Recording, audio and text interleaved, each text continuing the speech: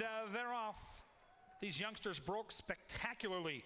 Lil Sassy Jones with the racing experience has early speed, as does Extreme Diva. From in between is Sassy Mama. Then Honorable Mischief. Up the inside comes Rosalina. Then it's a couple lengths back to Island Jive, who's finding her feet. Midship Molly is next, and Blues Cross debuting Can See Them All. They bank into that far turn with the long shot, Lil Sassy Jones, and the Q dictating terms by a long neck. From Extreme Diva and Nick Goodwin, who now presses the button, and Extreme Diva, very professional in her debut, taking the lead away by a half length. Sassy Mama is making a sharp move to that one. Then it's Honorable Mischief, and from the outside comes Island Jive. Goodwin drifting out with Extreme Diva, who's got the lead as they turn down that Canterbury stretch.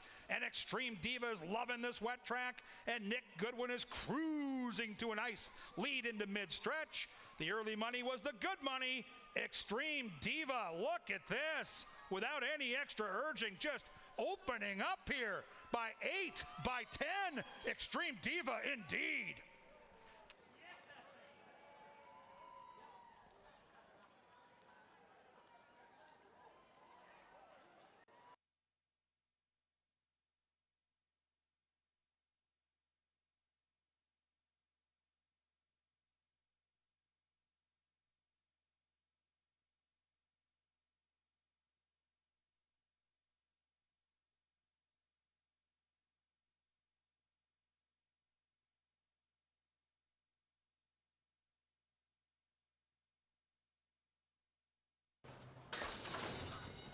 And they're off.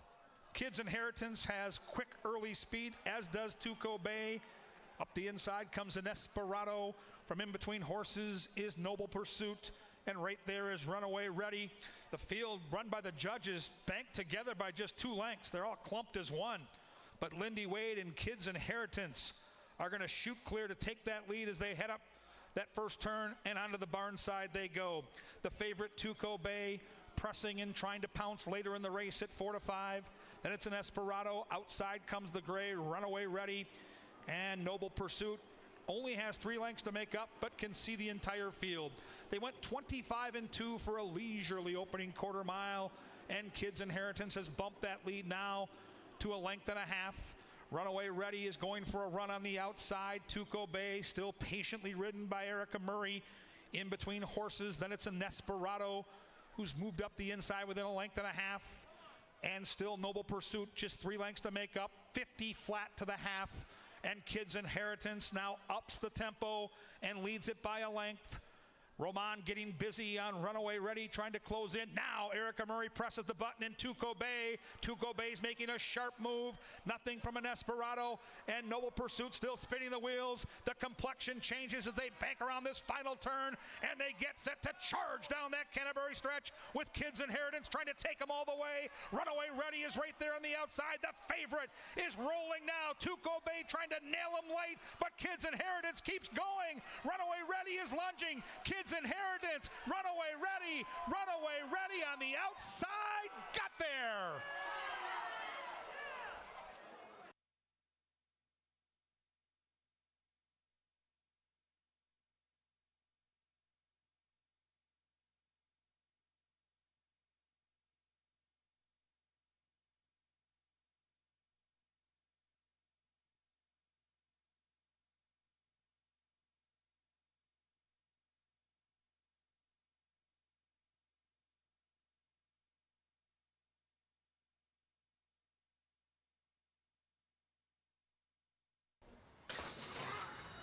And they're off. They came off as one. Quickly now, Run With Pride has early speed.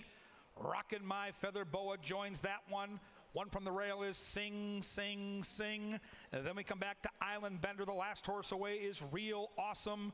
Ping-ponging on the front end. Rockin' My Feather Boa to the inside with Run With Pride on the outside. Gap of 3 to Island Bender. The 4, Golian Go, is starting to make a sharp move around that turn. Sing, Sing, Sing, trying to get the trainer a triple, has 8 to make up.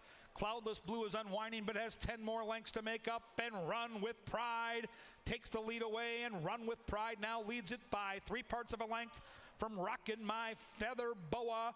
Golian Go is the gray, closing in smartly as they head down the Canterbury Park stretch, and Run With Pride is there. Run With Pride by 3. On the outside is Golian Go. Rockin' My Feather Boa couldn't keep up, but here comes Golian Go, and Golian Go charging to the lead. Golian Go in front.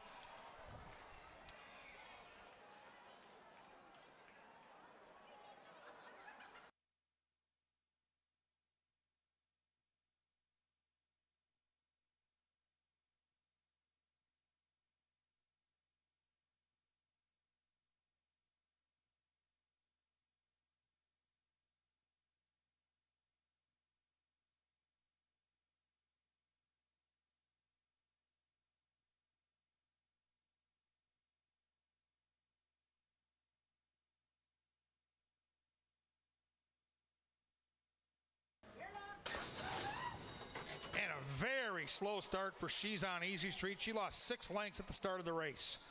The lead belongs to Ma France. The Santa Anita Shipper means business and opens up a quick 2-length lead from Give 'em Shade to the inside. Then Dura the Explorer, who's got a couple lengths to make up in the early going with her boots on, is 3 lengths behind that one. Then we come back to Mo Smoking. Mo Smoking's got about 7 lengths to make up as they speed around that first turn and head up the barn side.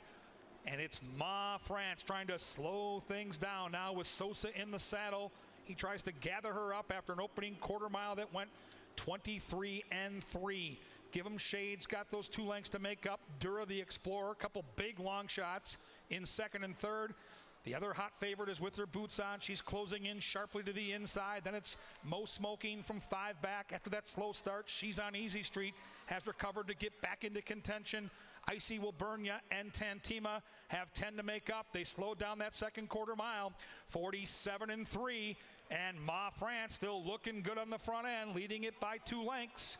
With her boots on is being urged to keep up with that one. On the outside comes Mo Smoking. Dura the Explorer's going the wrong direction, and the others have a lot of work to do. Ma France, the Santa Anita Steamer, trying to lead every step of the way and still there by a half length. With her boots on is breathing down around the outside as they charge down the Canterbury stretch. And Ma France is unwavering on the inside, leads it by a desperate neck. With her boots on, trying her very best, but just can't get by yet. Ma France still there with their boots on. One last try. They come down to the final 50 yards, and with their boots on, gets there.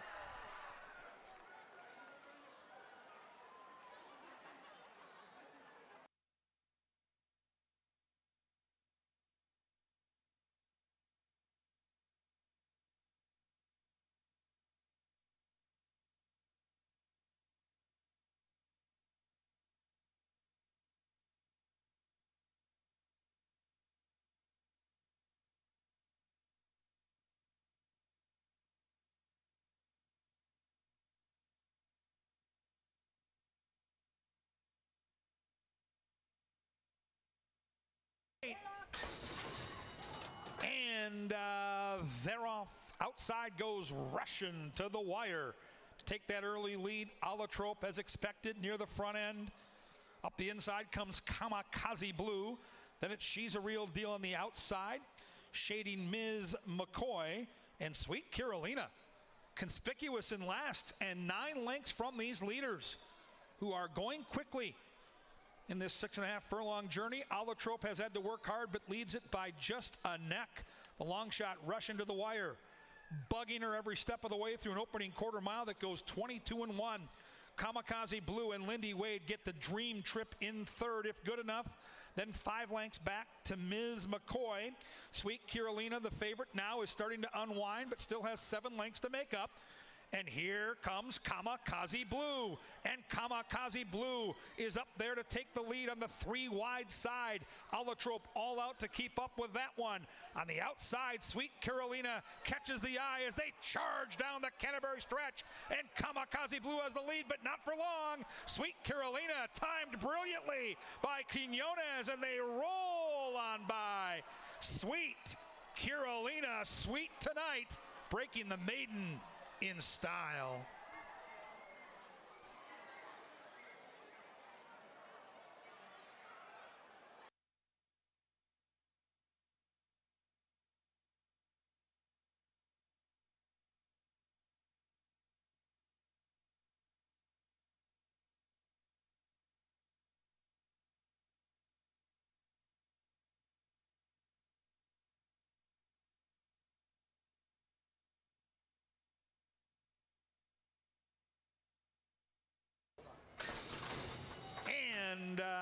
they're off from in between horses. As expected, I'm a Harley 2. Flashes that patented early speed, joined by the favorite Northcutt. Then it's a wall of 4 horses, led by Macedonian Ruler. Inside of that one comes Move Over. The gray on the inside, scraping paint, is Unbroken Song. Second to last is Beat the Heat. And the last horse away, no surprise there, it's King Nate. They pass the judges, bend around that first turn, and head up the barn side. And it's Alonso Quinones to fly away on the front by 3 with I'm a Harley 2. Northcutt content to track that one. Northcutt now just 2.5 lengths off that leader. Move Over's got 4 to make up. Outside of that one comes Macedonian Ruler. Those 4 have gone 3 clear of the 3 Unbroken Song. Then it's Beat the Heat, who's being shoved on right now for run. And King Nate will do his best running in the later stages. They go 24-1 to the opening quarter mile, 48-1 to the half mile. And I'm a Harley 2 pressed into action. Here is Northcutt. Now ups the ante, and Northcutt puts the heat on. And those 2 ding-dong on the front. Move Over. It's there. And on the outside comes Macedonian Ruler. On the far outside is King Nate. And they charge into that final furlong. Northcutt trying to dig in and hang on here. Beat the Heat's right there. Macedonian Ruler is charging. Beat the Heat wrestles the lead away. Beat the Heat trying to get to the wire. Beat the Heat did it.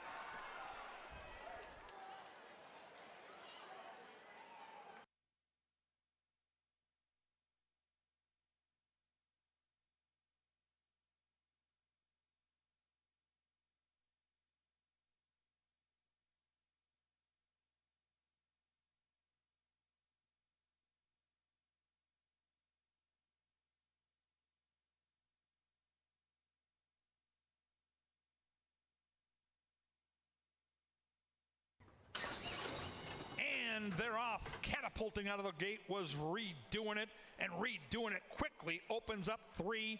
DB Quick Sam is next. Here comes Holy Storm to the outside. The favorite CR Wicked Wabbit's got 4 to make up. 6-figure Diamonds shades that one. And still nothing from Jess Our Miracle. And Holy Storm doesn't need divine intervention to get the lead. Just keeps on churning as they turn to the top of the stretch. Redoing It is next. Redoing It on the inside, but Holy Storm has the lead and has it by a half length. Redoing It's trying to cling to that one. Up the inside comes Jess Our Miracle. It is Holy Storm trying to get out late, but Holy Storm's got a huge lead. Chersvik gets a winner. It's Holy Storm in front.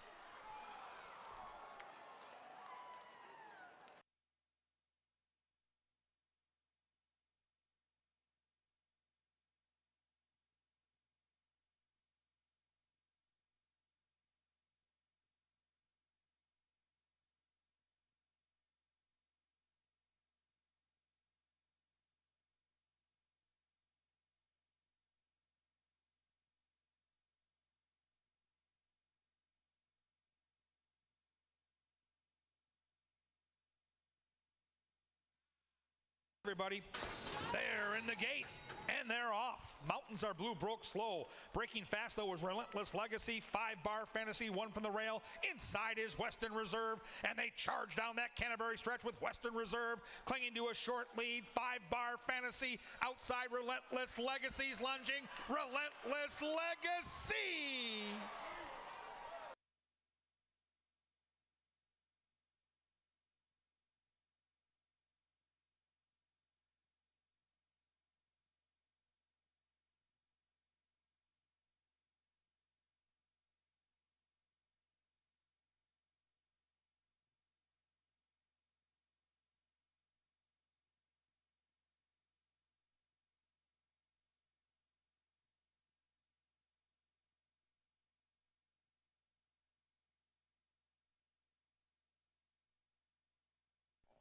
Ladies and gentlemen, please rise for the playing of our national anthem.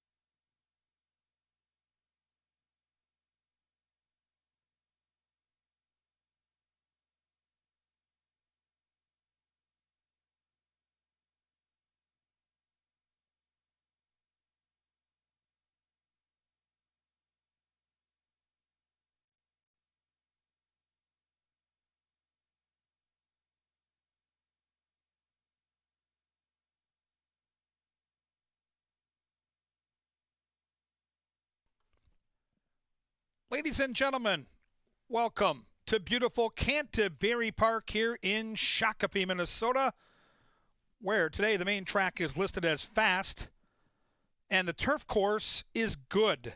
The turf is good.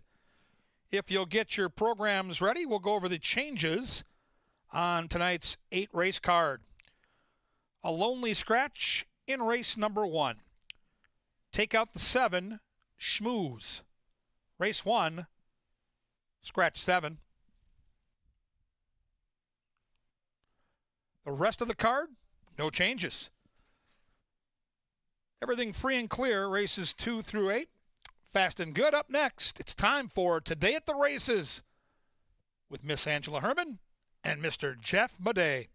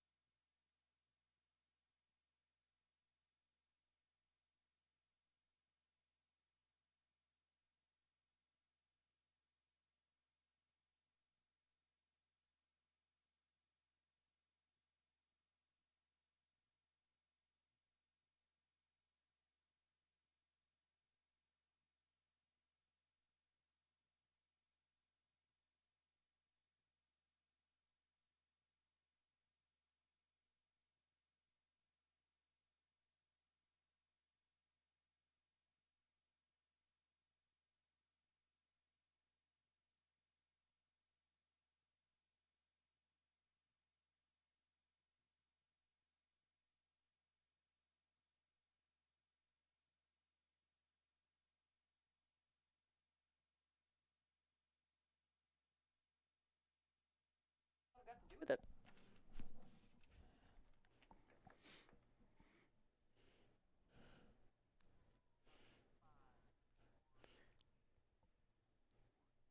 Well, good evening and welcome to Canterbury Park. I'm Jeff Madej, joined by Angela Herman. We're here to preview not just tonight, but the entire upcoming weekend because it's going to be a big one. But tonight, we've got 8 races. We've got some baby races today. We've got some cue ball races today. Something for everyone. 2 pick 5s, a pick 4 with 10% takeout. You couldn't ask for more. Yeah, we got Kirill the Thrill in the second race, and the boys get to take their turn with those 2-year-old races and, you know, some early signs perhaps for the Northern Lights Futurities and debutantes. Those are coming up at Festival of Champions, but another round of previews for the Festival of Champions coming up on Saturday. Yeah, it's going to be a pretty exciting night on Saturday. Now, of course, we also race on Sunday at 1 o'clock. So that's kind of our schedule here. We go Wednesday, Thursday at 5, Saturday at 5, and then Sunday again at 1 o'clock when we do all sorts of fun things. You can see the lineup for Made in Minnesota. That's Saturday night. That's 5 o'clock start. 8 races. We start with a stake. We end with a stake. Right. $100,000 on top. That's the bread, and then there's the couple $65,000 stakes in the middle of that sandwich. Right. I mean, some pretty darn good meat, I suppose, in that sandwich. But you start the post on pick 4 with the Minnesota Oaks. You start the pick 5 with the Glitter Star. And you end that sequence with the Minnesota Derby Derby, it just goes from start to finish. And Kevin and I will have a little preview for you coming out on social just to tease a little bit what's to come on Saturday. But there's some very, very good horses, and you would expect that this will be a good stepping stone for a lot of them to Festival Day. Absolutely. And the Derby is year in and year out a fantastic race because it's produced some very remarkable Minnesota-bred horses that have gone on to long and very, very successful careers. There's a long shot in the race named Win Over Wyatt, trained by Nevada Litfin. Horse is going to be 15-1 maybe. Does have route experience, though, when other horses don't. We had a chance to check in with Betty Jo Goodwin and trainer Nevada Litfin to learn a little bit more about Win Over Wyatt. Let's take a look. Hey Canterbury Park followers, we're here on the backside and we are getting for Minnesota Derby week. You can feel the hype back here. We are sitting with Nevada Litfin, who has a long shot in the race. He's 12-1 morning line, but we think that he has a great chance. He's been training good, and we just want to come in, check in on him, and see how he's leading up to his race. How are you this morning, Nevada? Great. And, Betty, you get on this horse each morning, and as far as like this morning went, I think he went fabulous. And we've been trying to set him up kind of for this race since he broke at Maiden. We know that he'd go a route of ground because he did break at Maiden going a route of ground. So we kind of tried to back off and put a little speed into him because we're going to need every advantage we can because it's such a quality bunch of horses. And now we have Jermaine Bridgemahan, who he worked Wyatt last week. So how do you think that's going to play out? Jermaine is such a great rider, especially, he's definitely one of them riders when the money's down, there's nobody better in the jockstrom than Jermaine. When the money's on the line, he's as solid as you can get. And his clock is absolutely fabulous. So Wyatt is breaking from post position 3, and you have a lot of speed on the outside of you. Where do you think that he's going to sit, or how do you think Jermaine might play the race out? Expecting Jermaine to take him back a little bit. Not take him all the way out of the race, but maybe just take him back enough to let them horses clear going in the first turn. And then pull him a little wider, maybe get into the 3-4 pass so he's tracking him with an open racetrack in front of him instead of trying to be bottled up and hoping for the best. Yeah, I completely agree. I think Wyatt's going to break, let that speed go, and track them nicely, and then make a huge run at the end. If you don't think that Nevada can win this Derby with a long shot, you better think twice. Yeah, in 2010, we let over a horse named Zara's Top Dancer. We brought Eddie Martin in to ride him. Amongst everything else, Eddie rode the most fabulous race you could ride. And he did. He won. He was 29-1. And, he ran the race of his life. Give a shot to Win Over Wyatt, Ange? Yeah, absolutely, especially if they're putting speed into him, because there's going to be some horses stretching out in here that might want to save a little bit of something, and it'll be interesting to see who goes after Sir Sterling, and if Win Over Wyatt's one of those, he could get a jump on some of the big closers. Jose Patio on the inside has some speed too, but to keep himself in it will give him an advantage over some of the horses that will take a lot of money but come from further off the pace. I saw an interview last night online with Tony Ringsdorf, and he says that he expects his other horse, West Island, to be on the lead going into the first turn. Okay. That'll be a new tactic that if Sir Sterling is tracking, and that's what's fascinating to me about the Derby, because you've got horses that are trying something, a lot of them for the first time going 2 turns, and a lot of them have that same running style. Yes, and trying 2 turns for the first time anyway is a difficult task, but then trying to adjust your running style for such a race can make it double tough. Now, getting back to a horse that has tried what she's doing tonight and has done very well at it thus far as well is Cookie Berry. Cookie Berry is going to be your play of the day, trying to break her maiden in race number 3 tonight. Now, she has some speed to her inside. She drew very well for this, and Cookie Berry backed up that pedigree that hinted that she might be very good at turf running. She's going to try it again tonight, and Cookie Berry, if she can improve just that nose that she lost last time, should come home a winner in the 3rd. Ah, love the play of the day, Cookie Berry. That's Cookie. A great name, too. Cookie Berry. Fantastic game, Cookie Berry. So back to Saturday again. We kind of weave in and around and back and forth here. But Saturday night, there is a handicapping contest on ExpressBet, and that's the official app of Canterbury Park, which you should be using to wager with anyway. And if you don't have ExpressBet, here's what you want to do. Now, one, if you've got an MVP card already and you're here in the building, just go down and see Natasha, because you really have an account already. Go down and see her. She combines Express with or First Bet with your MVP card. and away you go. You deposit money, you can wager. If you don't have an MVP card, you can just download the app and go at it right there. But there's a contest, $300, $100 entry fee, $200 bankroll. You're making win-place wagers. The winners in there, and again, there's no takeout in there. Those $100 entry fees are all paid back in entries to a $2,000 contest on September 13th where you could win your way to the Breeders' Cup. Well, right, and that's a very minor investment to get all the way to the Breeders' Cup betting challenge. But there's more that comes with Saturday and Sunday this week. That's the bonus behind me. Bet $100, doesn't matter how you bet it, you get $20 back. That'll be deposited into your account later, and it's offered both Saturday and Sunday this weekend. Make sure that you opt in, though. You do have to register for that promo, whether you're on ExpressBet or FirstBet. Make sure that you go to promos and register for that. Otherwise, the bonus will not apply. But if you register, you just push a button, ding, done. They'll take care of the rest for you, and you get $20 back for your $100 win or lose. Ding, done. All I've got to do is bet now, and I'm going to do it Saturday and Sunday. $100 each day. I'll get back a free $40. That is fantastic. And again, you use your phone, you use ExpressBet/FirstBet, and you get that great bonus. Then we roll into Sunday with the long dogs. Ho. Wiener dog racing, yes. We've seen the Corgis, we've seen the Bulldogs, we've seen the Basset Hounds. The dog that started it all is coming on Sunday. Yes, we do have the Wiener dogs returning. They'll run in between the thoroughbred races. That is this Sunday.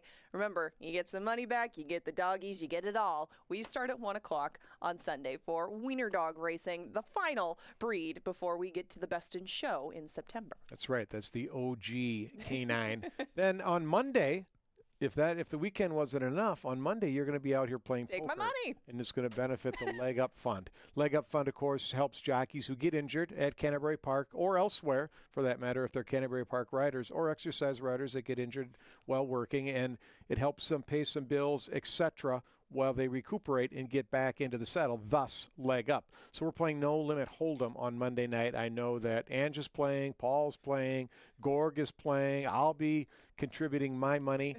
Jockeys, Chad Lindsay will be there, Lindy Wade. It's going to be a lot of fun. There'll be trainers as well, so a chance to socialize. Nevada Litfin actually won the thing once, believe it or not. And if Nevada Litfin can win a poker tournament, folks, you want to be in that poker tournament. That's all I can say. That's Monday night, so come on out to the Card Club. Starts around 6 o'clock. Now, back to tonight.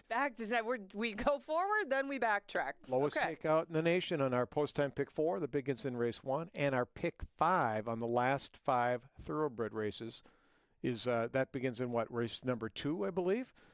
Yeah, because we got the quarter horses to close things out. You can see 2 and 4. We've got 2 pick 5s with 10% takeout. Now, in those pick 5s are some 2-year-old races, and a lot of those are blank races, horses with no experience. How do we attack that when we're putting a pick 5 ticket together? Well, a very important part of it is if it's before the opening leg, then, you go down and get to look at them in the paddock, because it's an opportunity that you can take. You can't do that in every sport. You can't go down and always get an up-close view of the athletes that are about to compete, but you can do that at the track, and no matter what horizontal sequence you might be starting, you can go down there and check out the 2-year-olds and see how they're preparing, what tack they're wearing, how they're taking the experience in, really see if what you've got on paper matches up what you see out there, because they will probably give you a good idea of how they're handling it, because they've never done it before, for the most part. But that would be my first recommendation. But going after the pick 5s tonight, I did put a little extra attention on the 2-year-old races. I like them anyway, and they're where I try to find a separator if possible. Right, and races 2 and 5 are 2-year-old races, so they are intricate pieces of the pick 5, the pick 4, everything that goes on. We saw an impressive 2-year-old last night. Extreme Diva, who won for fun, absolutely drew away and just crushed the field. Owned by Extreme Racing, trained by Mac Robertson. Mac's got a couple of 2-year-olds in tonight. Can we expect something similar? I would definitely expect a good performance, if not a winning one, from Kirill the Thrill. How do you not? With a name like that, he's a half to clickbait, and he did meet a really tough field, especially out of the dark, who has experience on him to his inside. But I would definitely take a long look at the 2nd and the 5th tonight, because they seem to be 2 of the best 2-year-old male races that we've seen come together thus far. And I think it's no coincidence that it's at 5.5. Sometimes horses aren't wanting to go 4.5 or aren't there yet when you write the 4.5. So definitely a bunch you're going to want to take a look at, and a bunch that you're going to want to follow for the rest of this 2023 meet. Yeah, so make sure you get down there and take a look. Stop by and see Super Stats Dave Handelin. He's selling his tip sheet It's the green sheet. It's the color of money. It's only $2. And remember, folks, it's a jungle in there. You're going to want to get that sheet. And he had the double probably yesterday, He too. did. He always has the double. Absolutely, It's amazing. guys. Unbelievable. The tip sheet, it's a staple here at Canterbury Park, and you're going to want to get involved in that. Now, we can see the horses in the paddock right now. We're back in the saddling enclosure. They're getting ready to come out and race. Just one scratch. Our only scratch on the card comes in the opening race. The 7, Schmooze, is out. Crucial. You'll notice that Paul Allen's gone. He is in Is he? Seattle. There's a practice football game tonight that he is calling. And Kevin Gorg, Where's as practice? he did last night, will fill in for Paul. He does a fantastic job. You'll see a lot of Angela down in the paddock. I think I'll be down for a couple of races with Jay Litza from the Star Tribune newspaper. He's their public handicapper. So we've got all sorts of things. And there's a chance maybe that the actual Kirill the Thrill shows up. I've heard rumors. I've heard rumors too. I mean, there may or may not have been a whole line of cars outside, all surrounding one. Just saying, might be him, might not be. We might see him out here, but you can only find out if you come and join us for the 8-race card. Let's go to Kevin Gorg now. He's going to look through this first race. He's going to tell you what's what, and then he'll be back after the post parade to give you a post-time pick 4 that you could cash for hundreds, maybe thousands of dollars. Kevin? Thank you, guys. Yeah, exciting night of racing here at Canterbury. Thoroughbreds early, quarter horses late. Kirill the Thrill maybe on the premises, as you mentioned. But let's start with the handicapping, the nuts and bolts of this great game, trying to solve the puzzle to see who wins race number 1. You can see Glendale, the 3, favored right now at the betting windows at 7-5. These odds will move up until the bell rings and the horses leave the gate. There's a good look at number 1 of the long shots in this race. This is I'm Noble. Esteban Martinez is the trainer. He's a 23% trainer here on the calendar year. He gets Luis Valenzuela to ride, and turf racing is all about saving ground and saving energy and making your run late. Well, this horse should be in a great position. Draws the advantageous inside post. The form lately, I'd say just lukewarm.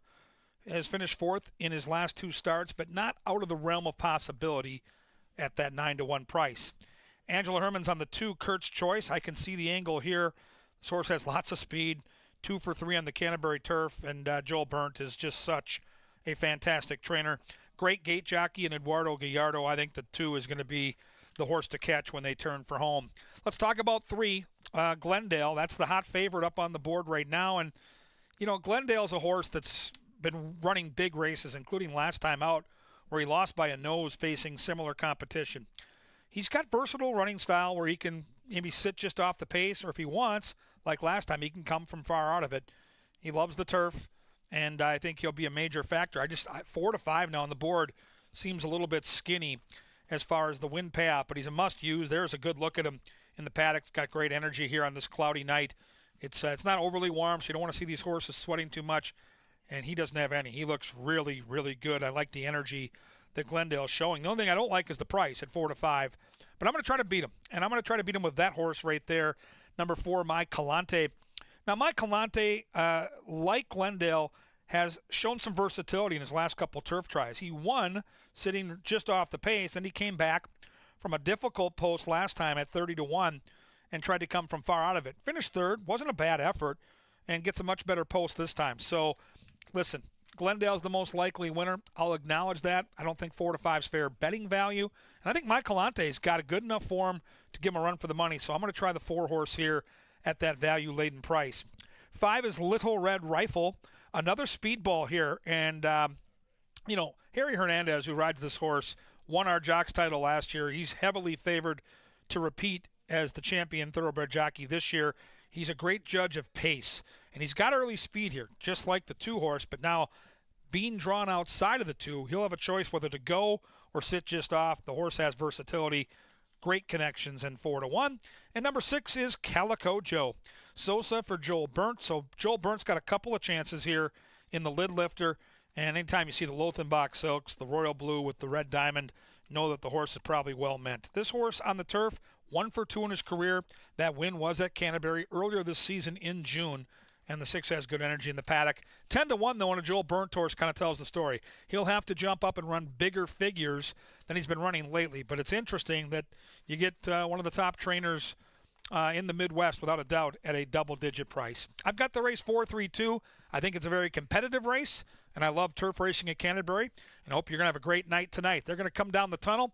We're going to meet the bugler, get the call to the post, and I'll be back with that post-time Pick 4 ticket. Welcome to Canterbury, and have a great night tonight.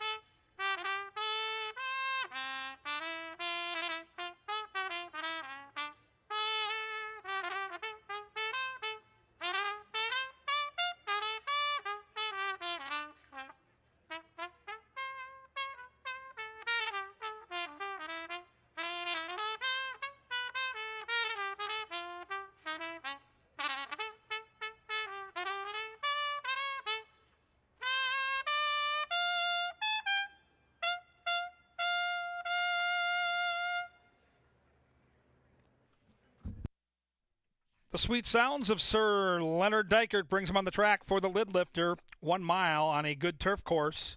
Win, play, show, exacta, trifecta, 10-cent super, daily double, and the post-time Pick 4. Scratch the 7 schmooze, post-time Pick 4, and race number 1 happen in 6 minutes.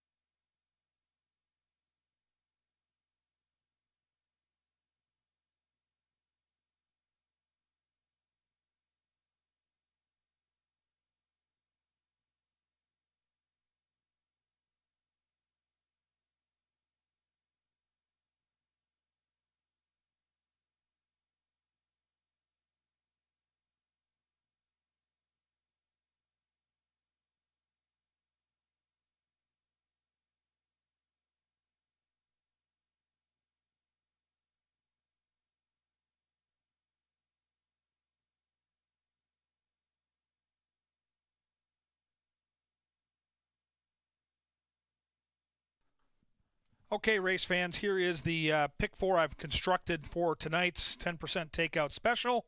It's an $18 equation in the first race. I get it. Glendale deserves to be favored, but I'm going to use 3 horses. I'm going to use the 2, 3, and 4. Try to survive this difficult turf race. Leg 2 of the Pick 4, I'm going to use Out of the Dark for Tim Padilla and Kirill the Thrill for Mac Robertson in the second leg. That 2-year-old race is a good one. I like those 2 horses a lot. In the third race, I'm going to use 1, 5, and 6. I like the 5 Kooky Berry a bunch in that race, but not enough to single. And in race 4, I'm going to use the 3 Lipinski Union and the 7 Stability on what could be a very difficult race, number 4. $18 bet. It's a Pick 4. You need to survive each and every leg. The winners that survive those 4 legs divide up the cash that's in there, and Canterbury only takes 10%. It's the lowest in the industry. Try that post-time Pick 4. Race number 1 and the Pick 4 start in 4 minutes.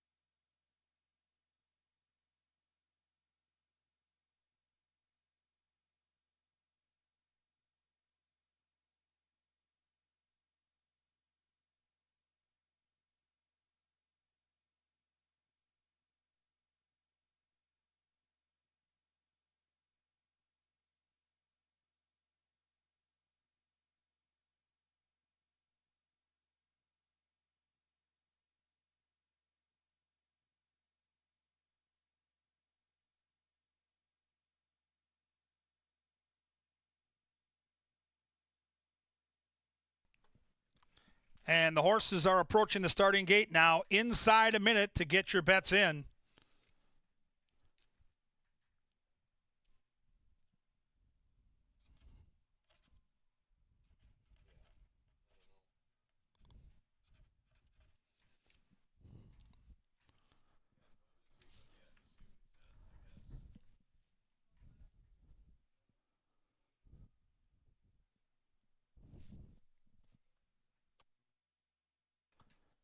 And the horses have reached the starting gate. It is now post time.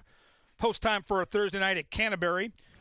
Want to say a special hello to a couple of groups out here tonight. Audrey and Ava Kaut are here. Audrey and Ava have a great time with Dad tonight. And Helen Bailey and the Remsen Bells. Enjoy your night at Canterbury. We're almost set for turf racing and the lid lifter. Last one in line will be Calico Joe. They're in the gate. And they're off. The six-pack popped as one. Kurt's Choice has keen early speed and is joined by Little Red Rifle. Through from the inside comes I'm Noble. Then in between horses is Glendale. Shading that one is My Calante. And at the back of the pack is Calico Joe. They head by the judges and spin around that first turn. And Kurt's Choice and Eduardo Gallardo will dictate terms here and lead it by just a half length. Little Red Rifle is right there. I'm Noble, a little bit rank on the inside, unhappy with that position, tracking those front two. Glendale, comfortable on the outside in fourth. Then it's My Calante, who's got 4 lengths to make up. And Calico Joe is the caboose, but just 5 lengths from front to back. 24 flat for the opening quarter, and there goes the one, I'm Noble. I'm Noble was rank and wanted to go, and right up the rail goes Luis Valenzuela to put some pressure on Kurt's Choice. Kurt's Choice comes right back at him on the outside. Little Red Rifle drops off those two and gets a good tracking trip along with Glendale. Now moving to the inside is My Calante, and spinning the wheels and going the wrong direction is Calico Joe. 48-3 to the half mile, and Kurt's Choice is yet to have a breather but has the neck in front from I'm Noble. Little Red Rifle's looking for a way through, and Glendale's in with a chance. My Calante's got to do better as they charge down the Canterbury stretch, and I'm Noble barged up the inside and got that lead from Kurt's Choice, who's still there battling. My Calante catches the eye on the inside, and on the outside is Glendale. They run down to the final 50 yards, and I'm Noble's digging in, and I'm Noble hangs on.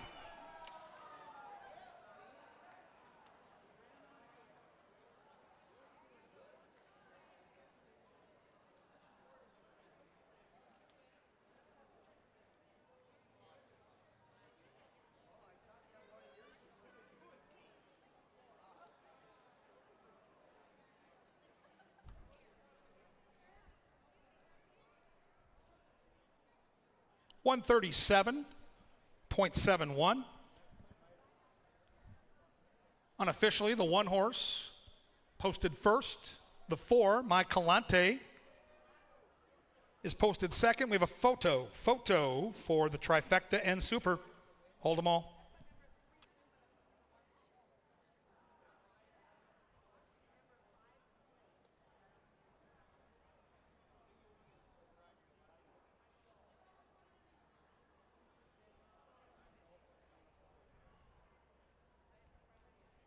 Photo sign down. Third place goes to the 3, Glendale. Little Red Rifle settles for fourth. 1-4-3-5. Still unofficial.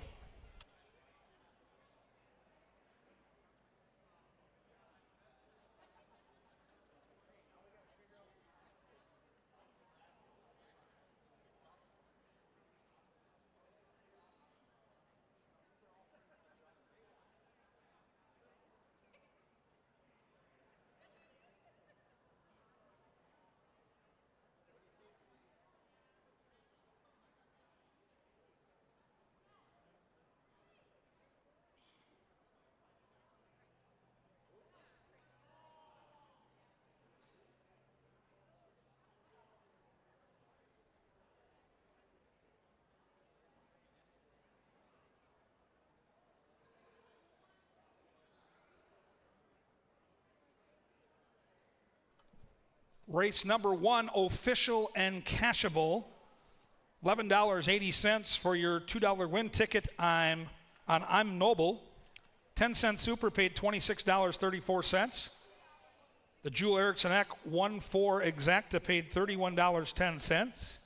That trifecta, $37.75. I'm Noble, second career victory, first ever winning on the turf. Bold move by Luis Valenzuela on the backside leads to a big victory here in upset fashion in race number 1. Race 2 will take us back to a fast main track. No scratches or jockey changes in our second race.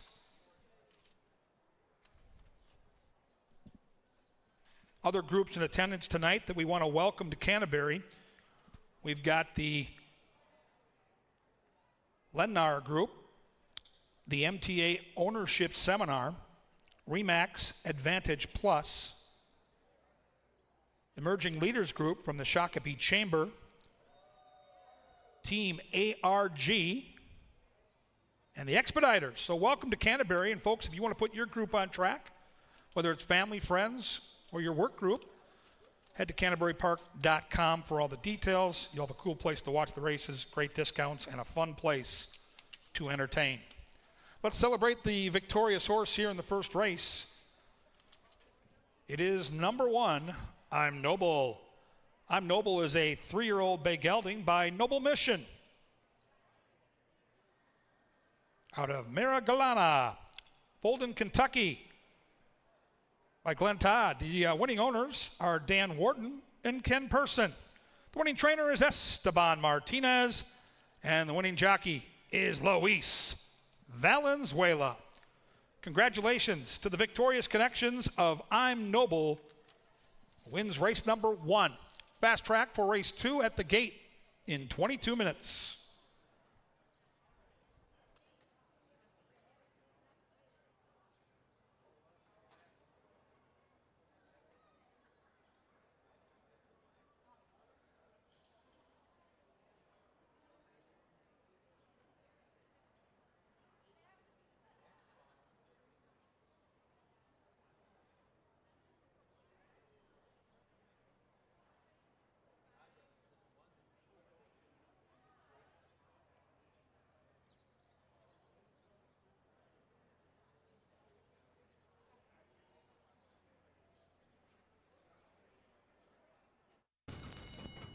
And they're off. The 6-pack popped as one. Kurt's Choice has keen early speed. It is joined by Little Red Rifle. Through from the inside comes I'm Noble. Then in between horses is Glendale. Shading that one is My Calante. And at the back of the pack is Calico Joe. They head by the judges and spin around that first turn. And Kurt's Choice and Eduardo Gallardo will dictate terms here and lead it by just a half length. Little Red Rifle is right there. I'm Noble, a little bit rank on the inside. Unhappy with that position, tracking those front two. Glendale, comfortable on the outside in fourth. Then it's My Calante, who's got 4 lengths to make up. And Calico Joe is the caboose, but just 5 lengths from front to back. 24 flat for the opening quarter, and there goes the one, I'm Noble. I'm Noble was rank and wanted to go, and right up the rail goes Luis Valenzuela to put some pressure on Kurt's Choice. Kurt's Choice comes right back at him on the outside. Little Red Rifle drops off those two and gets a good tracking trip along with Glendale. Now moving to the inside is My Calante, and spinning the wheels and going the wrong direction is Calico Joe. 48-3 to the half mile, and Kurt's Choice is yet to have a breather, but has the neck in front from I'm Noble. Little Red Rifle's looking for a way through, and Glendale's in with a chance. My Calante's got to do better as they charge down the Canterbury stretch, and I'm Noble barged up the inside and got that lead from Kurt's Choice, who's still there battling. My Calante catches the eye on the inside, and on the outside is Glendale. They run down to the final 50 yards, and I'm Noble's digging in, and I'm Noble hangs on.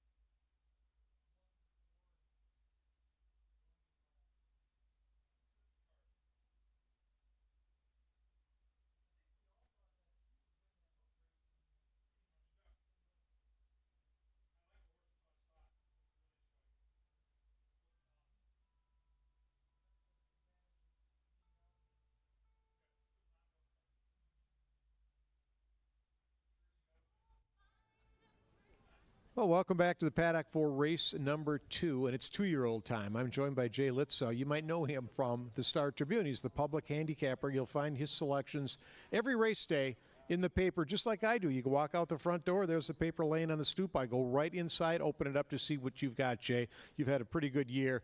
And this is fun time of year with these 2-year-olds, isn't it?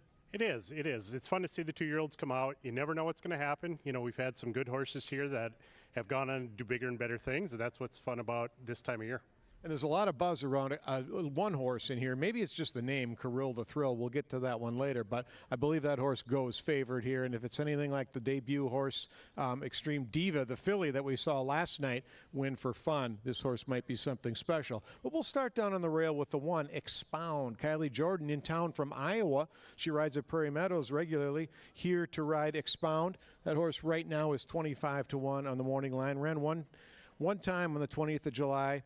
Ran 5th, beaten by 11, but the winner kind of drew away in that race here. Horse got into the mix. I think with experience, you could expect colts like this to possibly improve. And like I just said to Kylie Jordan, if you're coming up here, this horse must be able to run a little bit. So we'll find out here, but you're going to get a big number.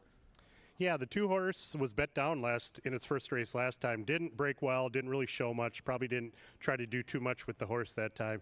Got beat by the 5-horse here pretty substantially, but Matson and Van Winkle, you never know. That's right. That's a good combination, and Chad Lindsay's riding that one. The 3 is Carpe Gold, a first-timer for Troy Bethke. He's the trainer and the owner. Erica Murray aboard this first-time starter who had some decent works, including a bullet back in May. Then we saw a little bit of a break, 2 workouts in July. Horse could be ready to go. A lot of these horses, the 2-year-olds from the Bethke barn, have been running this year. So one to take a look at, and it's calm and collected in the paddock. The 4 is Got Ghosted and trained by Brunel Roan, who's sneaky good with first-time starters, 25%, $3.10 ROI. Horse has a couple of nice works, so you never know what could happen with this one. Number 5 is Out of the Dark. Now, Pete Matson owned the 2. He co-owns the 5, Out of the Dark, with trainer Tim Padilla. Source ran a nice second-place finish last time, coming from off the pace and closing to lose by 4.5. Now, my question about the track today is how it's going to play. Last night's speed did not hold, and closers were flying. We'll see what happens here. The track has had a chance to dry out, but Out of the Dark, definitely a contender. 6 is my top pick, Kirill the Thrill. It's a half brother to Clickbait, who's won $380,000 here at Canterbury. Max really good with first-time starters and extreme racing. Anything they've been putting out lately has been running. Gallardo's having a heck of a meet here, too. He's aboard Kirill the Thrill, who right now is sitting on the board at 7-2. Wow. Oh, if we could lock in, if those were fixed odds, you'd be all over that one. Joel Byrne, our leading trainer, he trains the 7 Johnny Bigani, Valenzuela aboard, looking for a double here. Joel Byrne, good with first-time starters. Horse looks a little bit anxious here in the paddock as the rider's about to get up. Wouldn't let that bother you, though, because you know you're getting a quality starter when you're looking at the Burnt Barn. And the outside horse is Ben's Like Thunder. Showed speed last time. Speed didn't really hold last night in the races, which is a little unusual at Canterbury. So let's keep it. This is our first dirt race of the day.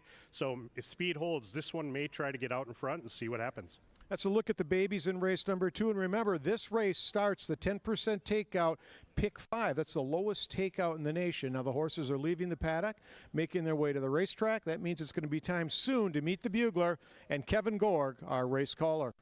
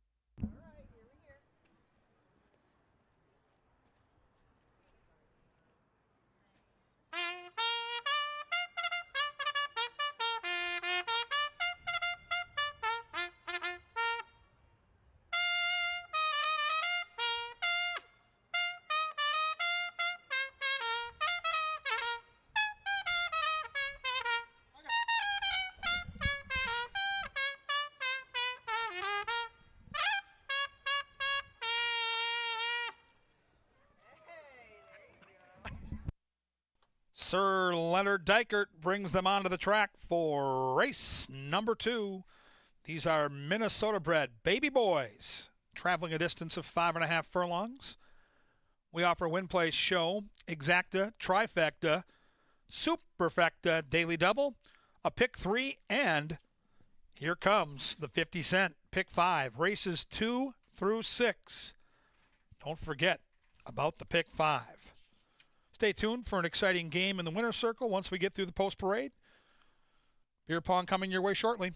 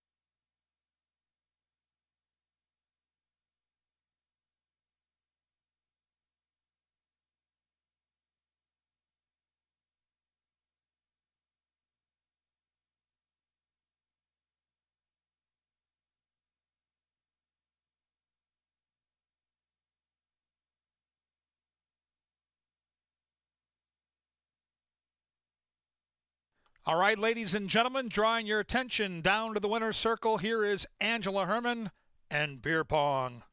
It is time for some beer pong. We got some prizes on the line. If they can get 1 or 2 of those balls into those cups down here. Now, who do I have playing this evening? Adam Bates. And? Justin Bossert. Okay, Adam, Justin. Whoever is going first, take your step up to the line. If you get it in this front one, you get a daily double pack. Middle one, daily double and TJ Hooligans. And the back cups are Beer Fest tickets. Whenever one of you is ready, go right for it. Beautiful, my goodness. 2 Beer Fest tickets right off the bat. Nice shot. Oh, right off the edge, right off the edge. It's okay, you still have another shot. Do we have 4 Beer Fest tickets in the works here? Ooh, just about, just about. All right, see if you can match up to that. Perfect, perfect. You two can go together and bring your dates, enjoy Beer Fest. Nice shooting. If you want to go to Beer Fest, it's coming up on Saturday. You can come sample tons of beers, any kind that you like. You can come and join us for Made in Minnesota Day and Beer Fest. Tickets still available online at canterburypark.com/events. It's where you find out all the info on upcoming events here at Canterbury Park. You want to bet the second, you got to do it in the next 5 minutes. Your 9 to 5 favorite is on screen, Out of the Dark.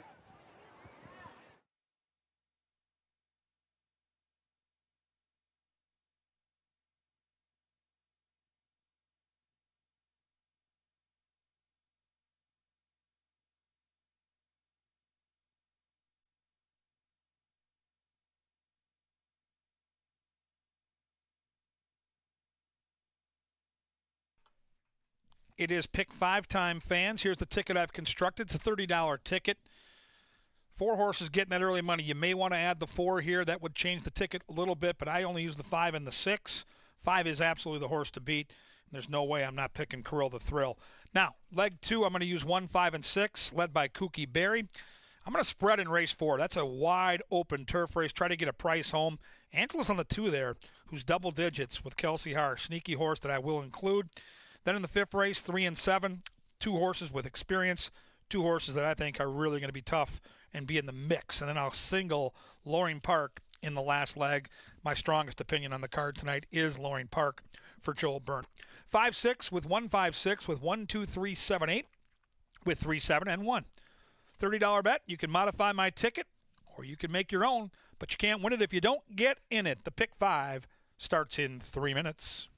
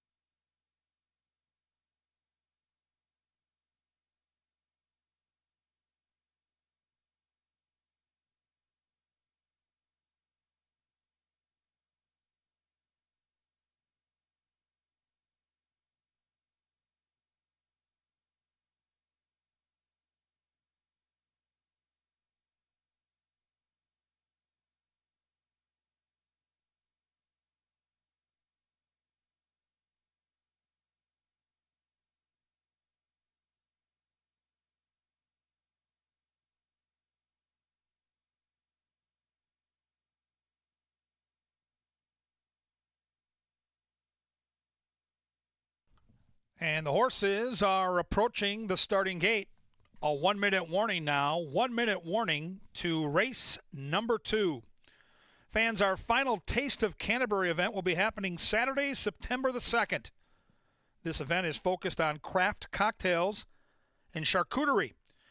Experience a unique, extensive selection of spirits and refined bites.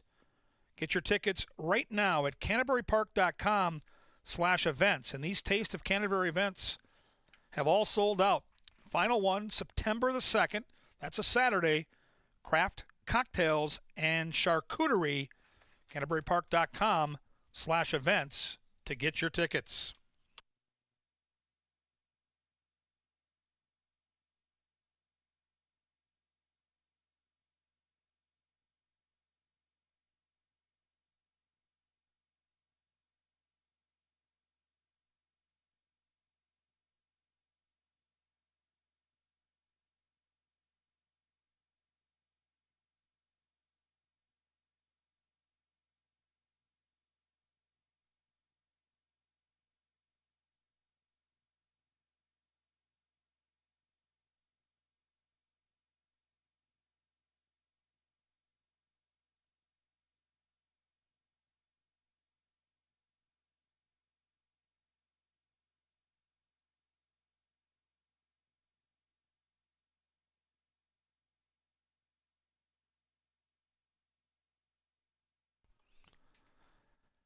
And the horses have reached the starting gate. It is now post time. Post time as the 2-year-old Minnesota-bred boys get set to battle.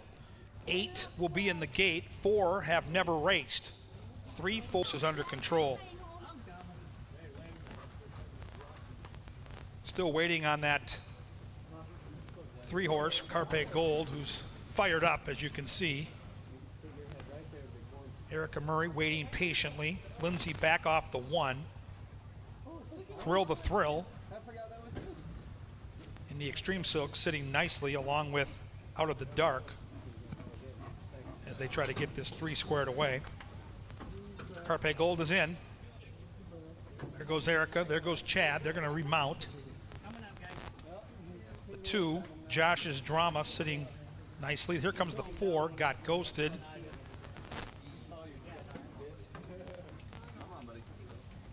Some well-bred horses here make up the future of Minnesota-bred racing. Talented youngsters. Johnny Begani.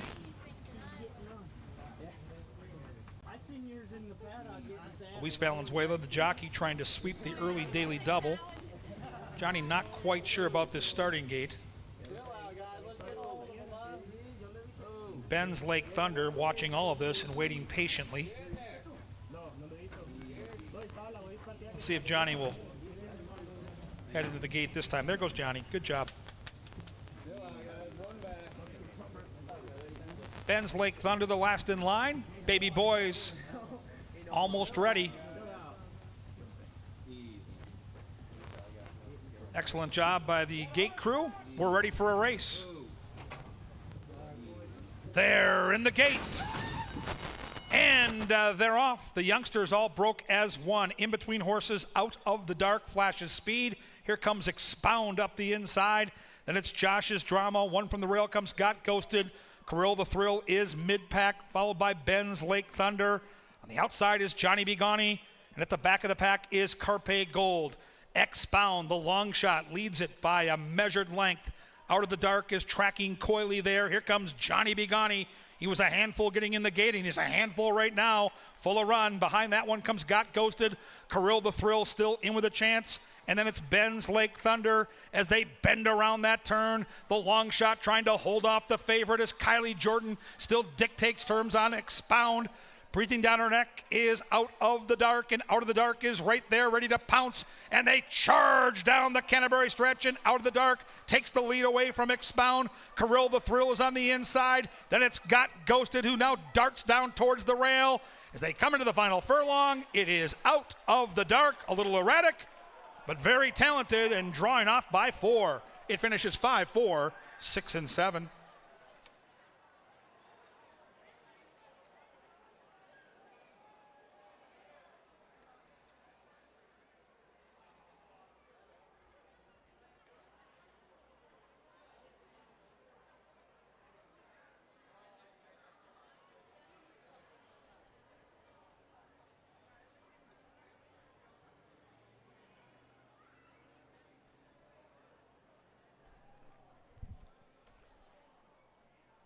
106.75 is that final time here in race 2.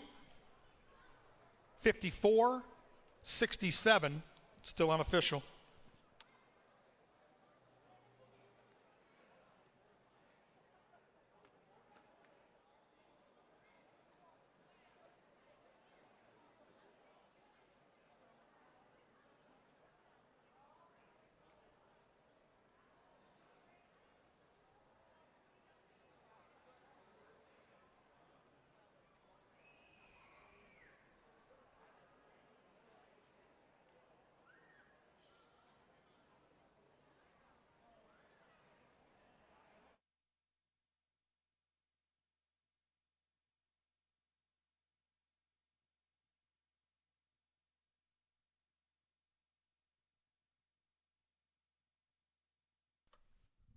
Your attention, ladies and gentlemen.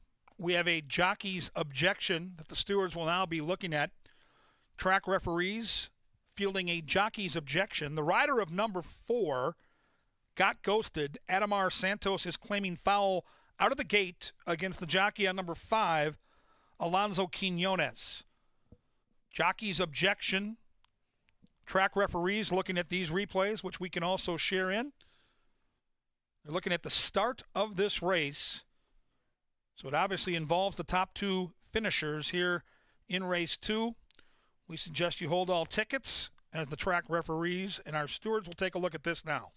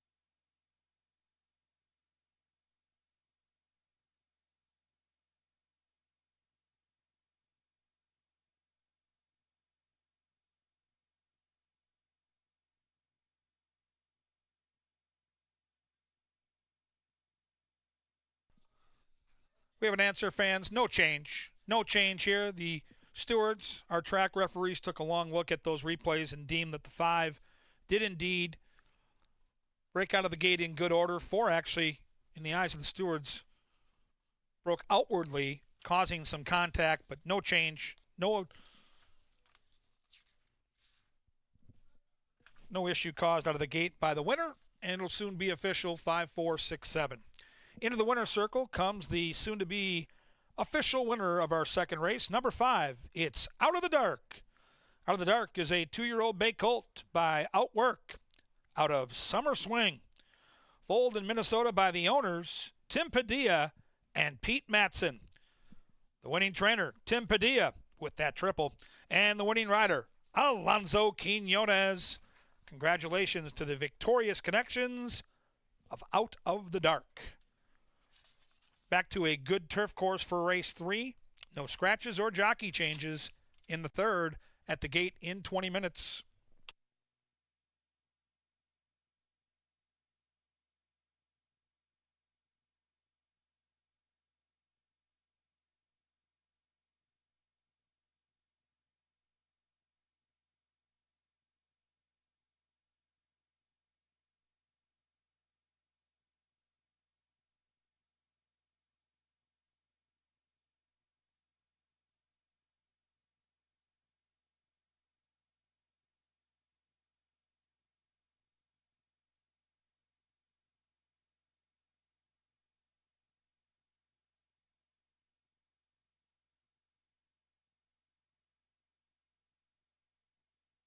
In the gate. And they're off. The youngsters all broke as one. In between horses, Out of the Dark flashes speed. Here comes Expound up the inside. Then it's Josh's Drama. One from the rail comes Got Ghosted. Kirill the Thrill is mid-pack, followed by Ben's Lake Thunder. On the outside is Johnny Bigani. And at the back of the pack is Carpe Gold. Expound, the long shot, leads it by a measured length. Out of the Dark is tracking coyly there. Here comes Johnny Bigani. He was a handful getting in the gate, and he's a handful right now. Full of run. Behind that one comes Got Ghosted. Kirill the Thrill still in with a chance. And then it's Ben's Lake Thunder as they bend around that turn. The long shot trying to hold off the favorite as Kylie Jordan still dictates terms on Expound. Breathing down her neck is Out of the Dark, and Out of the Dark is right there ready to pounce, and they charge down the Canterbury stretch, and Out of the Dark takes the lead away from Expound. Kirill the Thrill is on the inside. Then it's Got Ghosted, who now darts down towards the rail. As they come into the final furlong, it is Out of the Dark, a little erratic, but very talented and drawing off by 4. It finishes 5-4-6-7.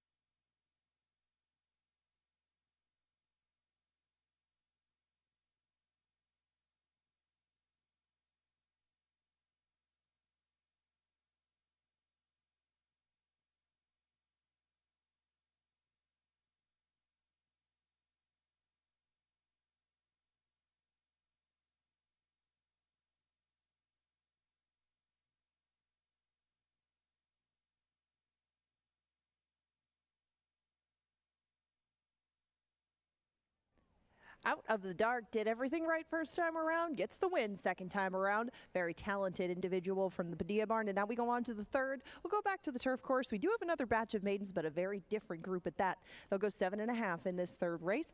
Don't have any changes in here, and 6 in the group with Strawbella on the inside. Strawbella was one of 2 that was at 2-1 just a second ago. Let's see where she's at now. Yep, they remain the 2-1 co-favorites in this group, and Strawbella has done a good job on the turf in her limited experience over it. They were pretty similar races, although the second one she came a little bit closer to the pace. It was slower. She ended up in a similar spot at the end, and Strawbella has shown versatility over her 10 starts thus far, whether it be short, long, or otherwise. Blinkers on, blinkers off. Strawbella does put in a good effort every time from off the pace. We'll see how fast that pace gets, because Honey Crisp takes blinkers off today, and she has worn them for her first 4 starts. Honey Crisp did show speed at times during those 4 starts, and all of them were on the turf. All 3 this year were longer, and Honey Crisp still has yet to come up with anything better than a couple of lengths off the winner at the end of things. The problem is that some of the horses that have beaten her in those 3 races this year are in this spot. So if Honey Crisp is going to figure things out, she'll have to do it in a hurry, but she does only have those 4 starts behind her, and a pedigree to do a lot of things. We'll find out if this is going to be it in the long run. She is 2-1 at the moment. Midnight Lane, just to her outside, should like turf, at least if her mom has anything to say about it, that being It's Tamarino. But Midnight Lane is another one that has some influence on the top to do a couple of different things pretty well. She tried sprinting in her first 2 starts, then tried the turf. She was 4th in a race behind Kooky Berry. That's a common theme among these, but they'll put blinkers on Midnight Lane today. Maybe she'll show a bit more speed. And like I said, she does have a turf pedigree on the bottom. Maybe her first start wasn't where she could show her best, and maybe we'll see that today at 6-1. Dan's On By is going to make start number 2. This will be the first on the turf, the first around 2 turns. It's a little bit to ask, but you will get a good price to go along with that at 11-1. Dan's On By ships here from North Dakota, and we will see if her first foray on the turf is a successful one as the longest shot on the board.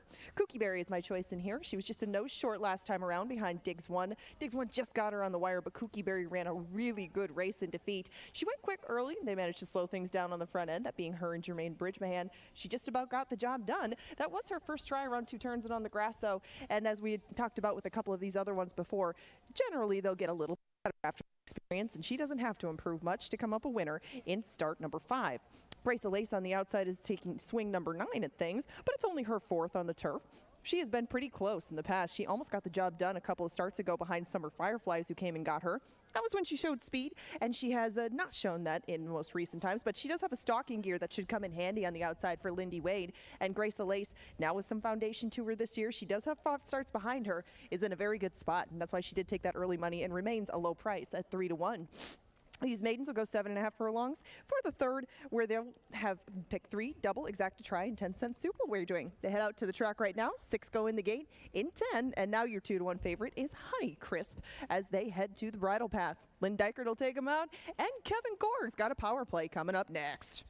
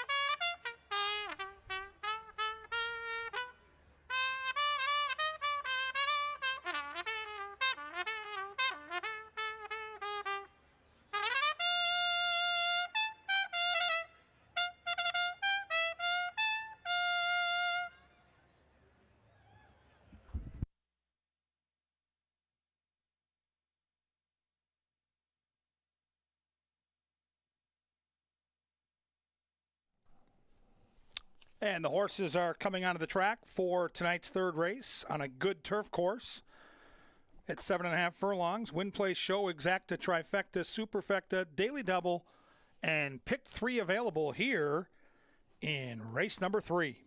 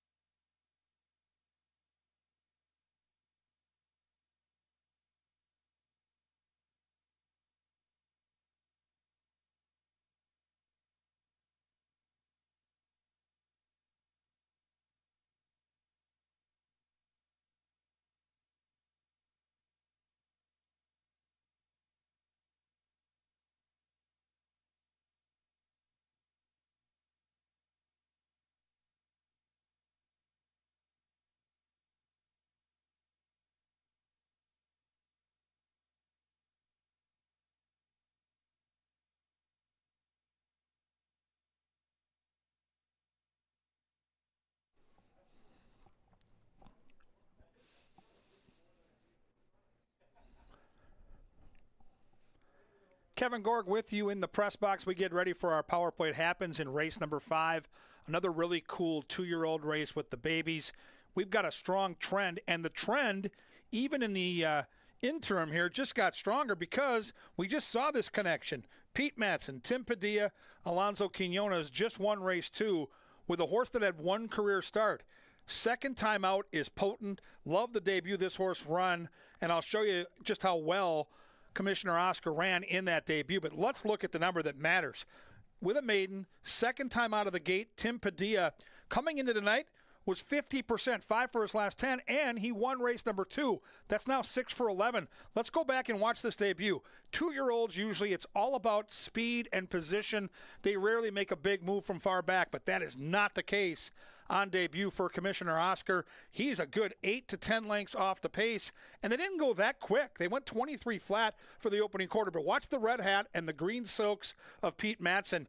Watch when this horse gets outside. This is an extreme turn of foot. Now, he'll have to stay closer to the pace. You can't get that far behind, but this was start number 1. This was a learning experience, and I love the way he leveled off and really kicked on late. Look at him close ground in that final furlong. He'll get 5.5 tonight.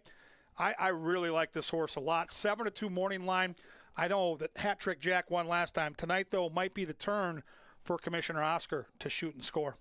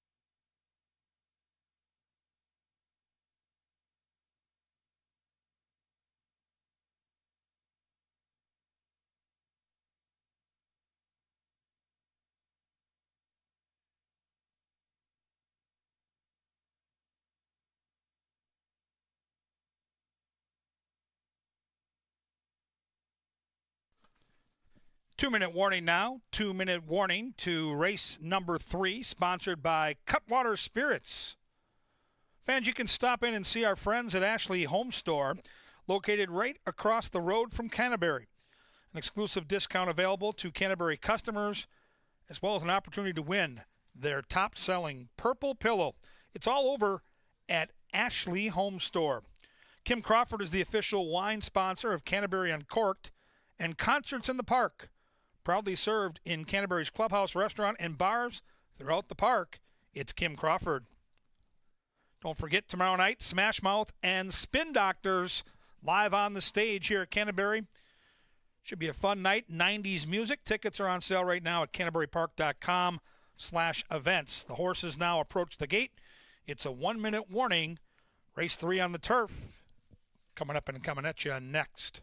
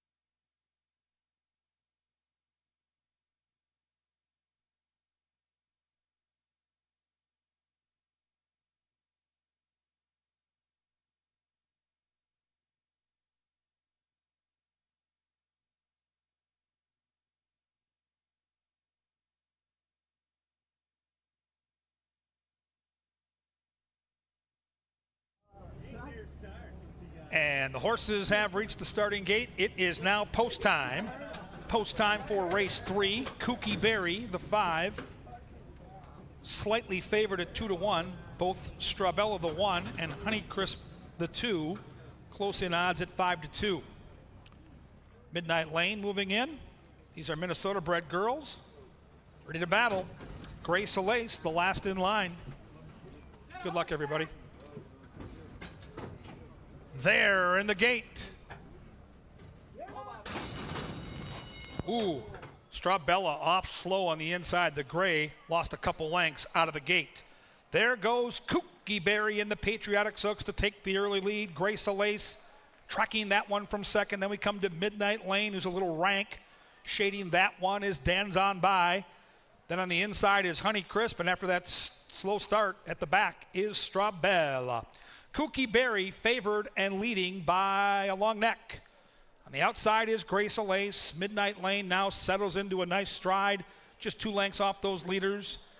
Dan's On By and Kelsey Haar creep within 2 lengths of the leaders. Then it's Honeycrisp on the inside and Strabella at the back. 3 packs of 2, as on the outside, Grace Alace puts the head in front. Kooky Berry has an answer to the inside. Midnight Lane continues to get that great trip in third. Honeycrisp right there, just a couple lengths from behind. Now Strabella making a move, and Dan's On By is danced to the back of the pack. Kooky Berry went 49-2, and Kooky Berry now opens up a 2-length lead. Midnight Lane, roused by Roman, out after that one. Grace Alace kind of spinning the wheels in third at the top of the Canterbury stretch, and Kooky Berry takes the lead, but Midnight Lane is stampeding on the outside, and Midnight Lane in tight with Kooky Berry. Kooky Berry trying to run with that one, but Midnight Lane well meant tonight, and Midnight Lane scores an upset.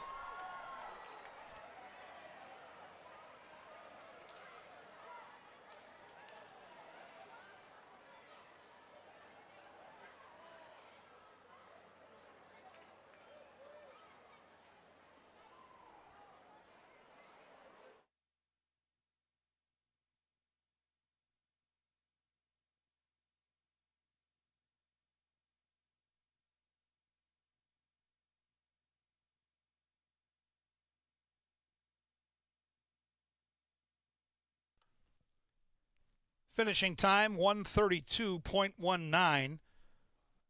still unofficial. 3, 5, 1, and 2. Hold those tickets.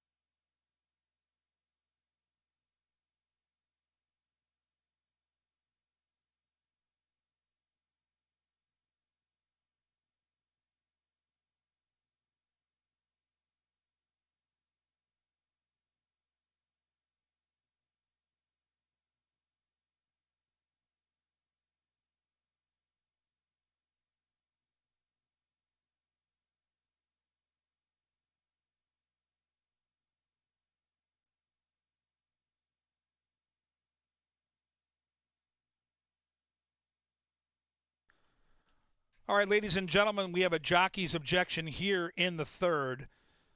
Jockey Jermaine Bridgemahan, rider of number 5, Kooky Berry, is claiming foul on number 3, Midnight Lanes jockey, Constantino Roman, for interference in the stretch.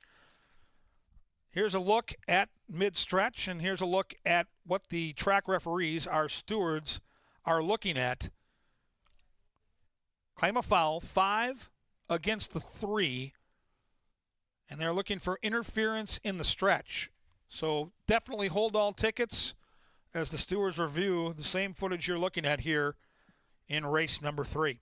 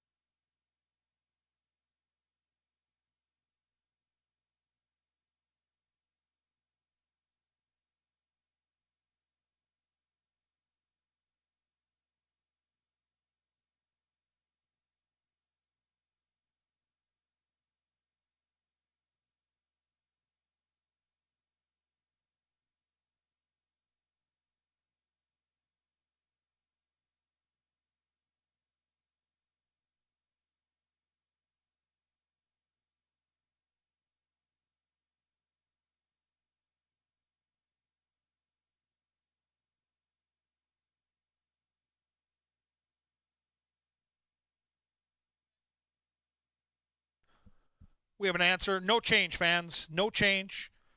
Stewards took a look at the contact in the stretch and deemed that number 3, Midnight Lane, did not interfere with Kookie Berry, the 5. You can see the 5 here in the eyes of the stewards. Really no contact caused by Midnight Lane. No change, soon to be official. Time to celebrate the now winner of our third race. She's number 3. She's Midnight Lane. Midnight Lane is a 3-year-old dark bay or brown filly by Midnight Loot out of its Tamarino. The winning breeder is the winning owner. It's Jack Gugesberg. Horse was foaled in Minnesota. The winning trainer is Mr. Joe Burt. And the winning jockey is Constantino Roman. Congratulations to the victorious connections of Midnight Lane. We stay on that turf course, listed as good for race number 4. No scratches, no jockey changes. They're at the gate in 21 minutes.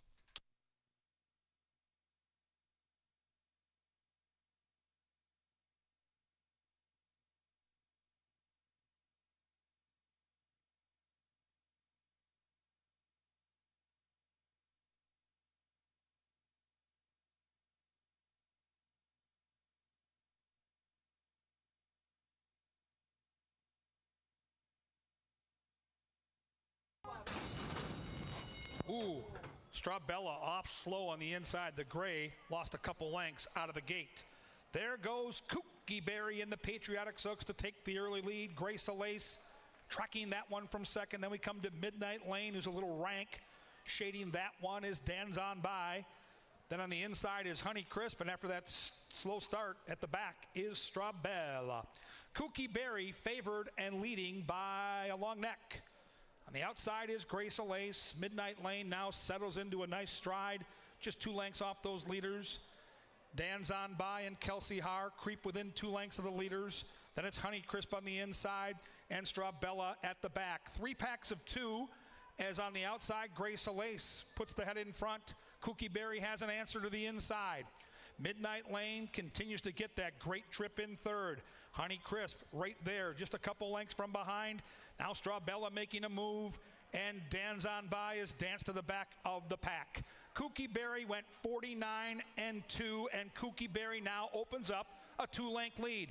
Midnight Lane roused by Roman out after that one. Grace Alace kind of spinning the wheels in third at the top of the Canterbury stretch, and Kookie Berry takes the lead, but Midnight Lane is stampeding on the outside, and Midnight Lane in tight with Kookie Berry. Kookie Berry trying to run with that one, but Midnight Lane well meant tonight, and Midnight Lane scores an upset.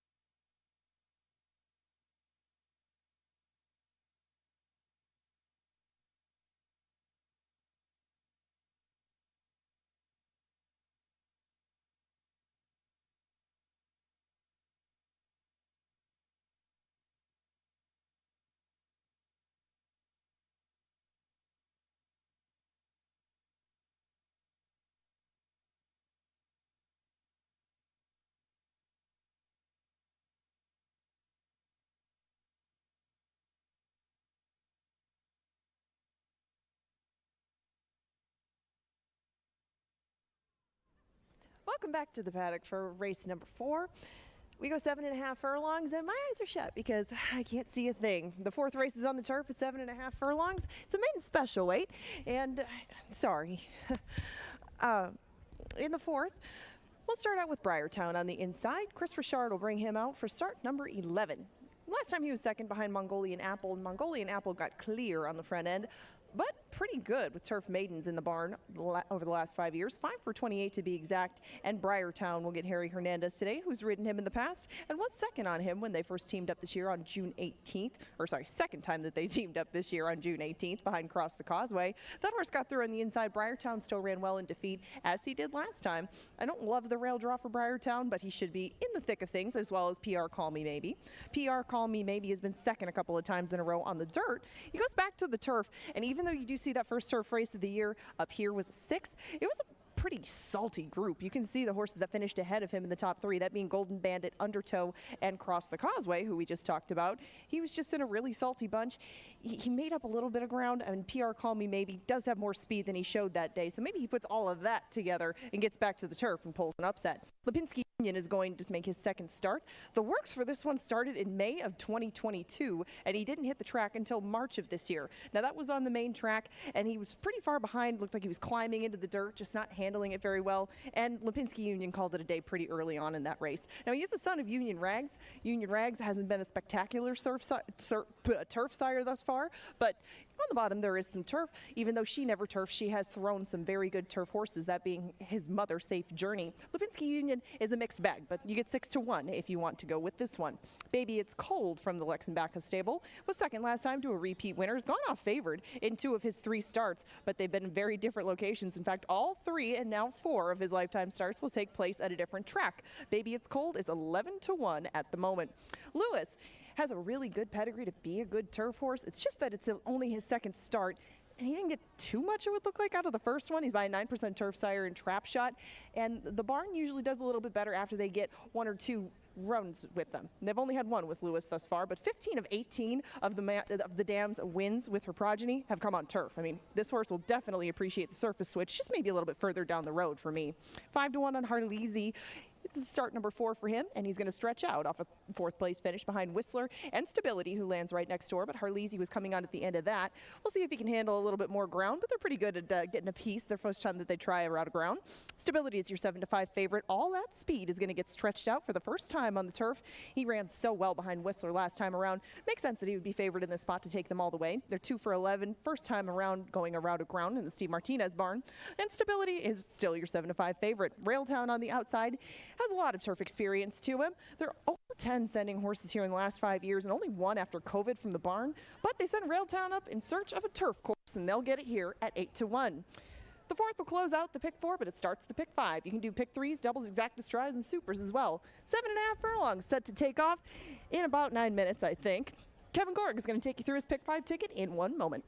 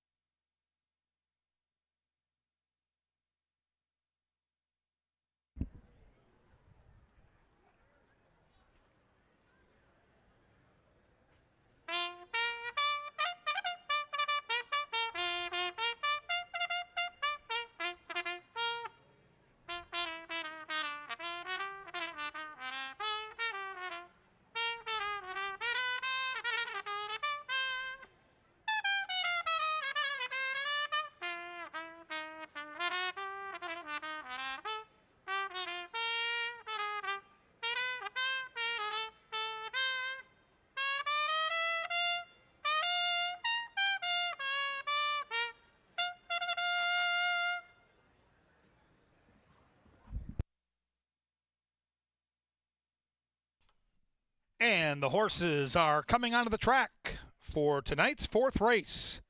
7.5 furlongs on a turf listed as good. No scratches, no jockey changes. We offer win, play, show, exacta, trifecta, superfecta, double, pick 3, and the late pick 5. Late pick 5 starts here in race 4 at the gate inside 7 minutes.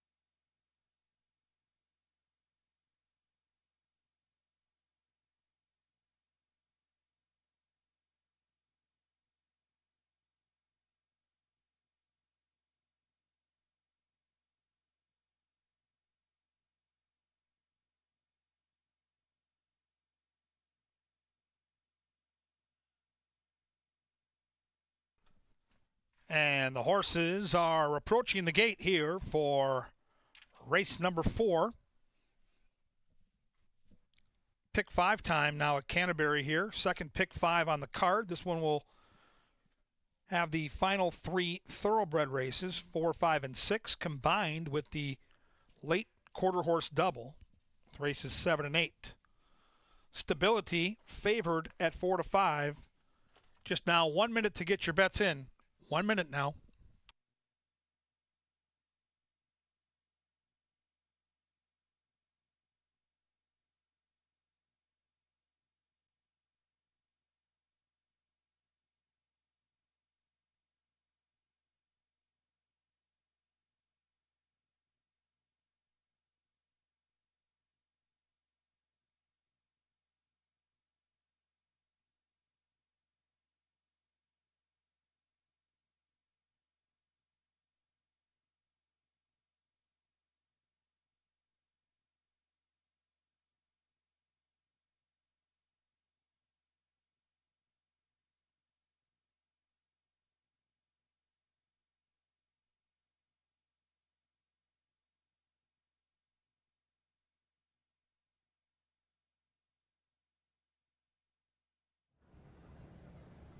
The horses have reached the starting gate. It is now post time.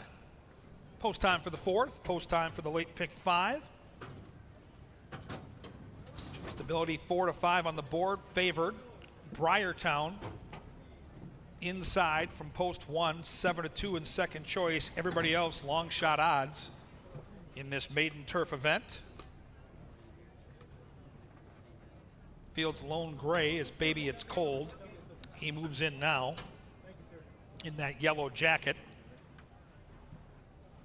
Stability and Jermaine Bridgemahan. Penultimate horse to be loaded. We'll wait on Railtown. The Lone Star Shipper will be the last in line with Kylie Jordan. Moving in. There in the gate. And they're off. Outside is Stability flashing patented early speed. PR Call Me Maybe is next. From in between horses is Lewis. Outside of that one comes Harleasy. And the last horse away is the gray, Baby It's Cold. They bend into that first turn, and Stability, along with Harleasy, are dueling on the front end. Lewis going to track from third. Inside comes Briartown. Railtown is outside. Between those two is Lipinski Union. Then it's a big gap of 6 lengths back to PR Call Me Maybe and Baby It's Cold. Quick opening quarter mile, 23 and 4. Stability hounded every step of the way by Harleasy. Those two have gone 3 lengths clear of Lewis. Briartown has saved all the ground to the inside. Lipinski Union starting to unwind, as is Railtown. PR Call Me Maybe's got 8 to make up, and nothing from Baby It's Cold, and Stability is still there, and Harleasy is still in chase mode. Briartown waiting to pounce on the inside at the top of the Canterbury stretch, and Stability trying to shake clear here. Stability by 2 lengths. Briartown out after that one. Middle of the track is PR Call Me Maybe, but Stability going, and gone. Stability, an easy victory here. Up for second comes PR Call Me Maybe.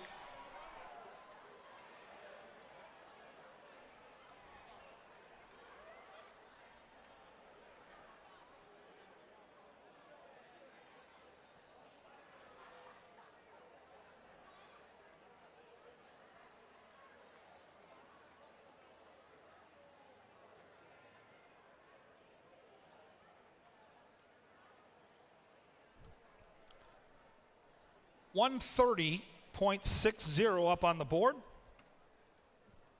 People's Choice, Stability, in career start number 4 after 3 consecutive second placings to start the career, gets home first. 7-2-1-6. Waiting for the official sign.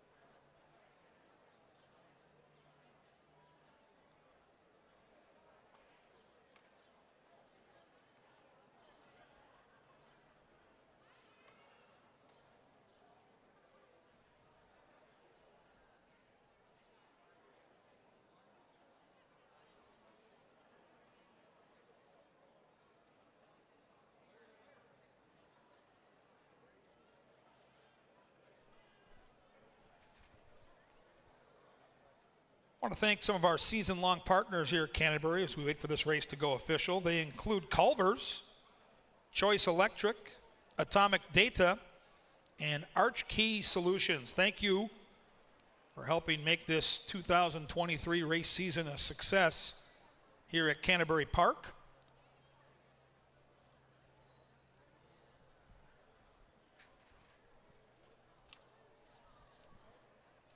On deck will be the 5th race. It'll be 2-year-old Minnesota-bred boys dueling at 5.5 furlongs. There are no scratches or jockey changes in that 5th event, as the 4th race now official. $4.60 for your win ticket on Stability.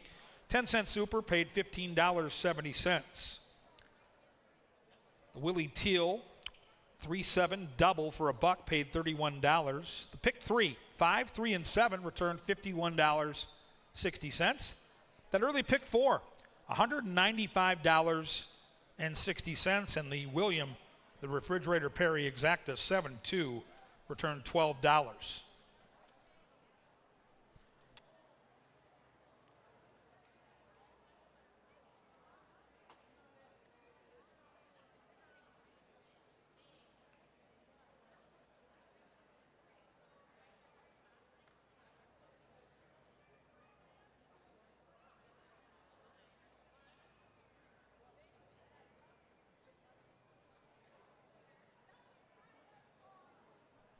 Second win on the card for trainer Esteban Martinez. He also won the lid lifter here tonight. So he bookends the pick 4 that paid almost $200.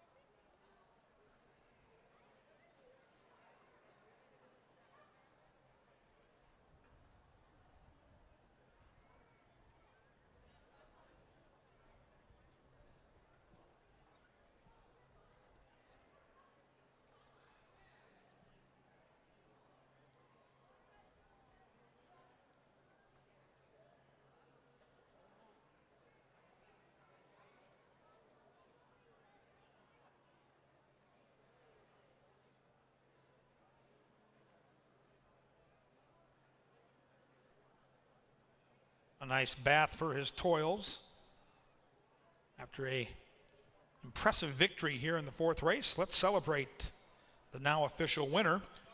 Number 7, Stability. Stability is a 4-year-old dark bay or brown gelding by English Channel out of Orientatious, foaled in Kentucky by WC Racing. The winning owners are Jody Perkins, Nick Harper, and Harry Kitchener. The winning trainer with his second win on the card is Esteban Martinez, and the victorious pilot is Jermaine Bridge-Mahan. Congratulations to the connections of the victorious Stability. Race 5 in 20 minutes, back on a fast main track.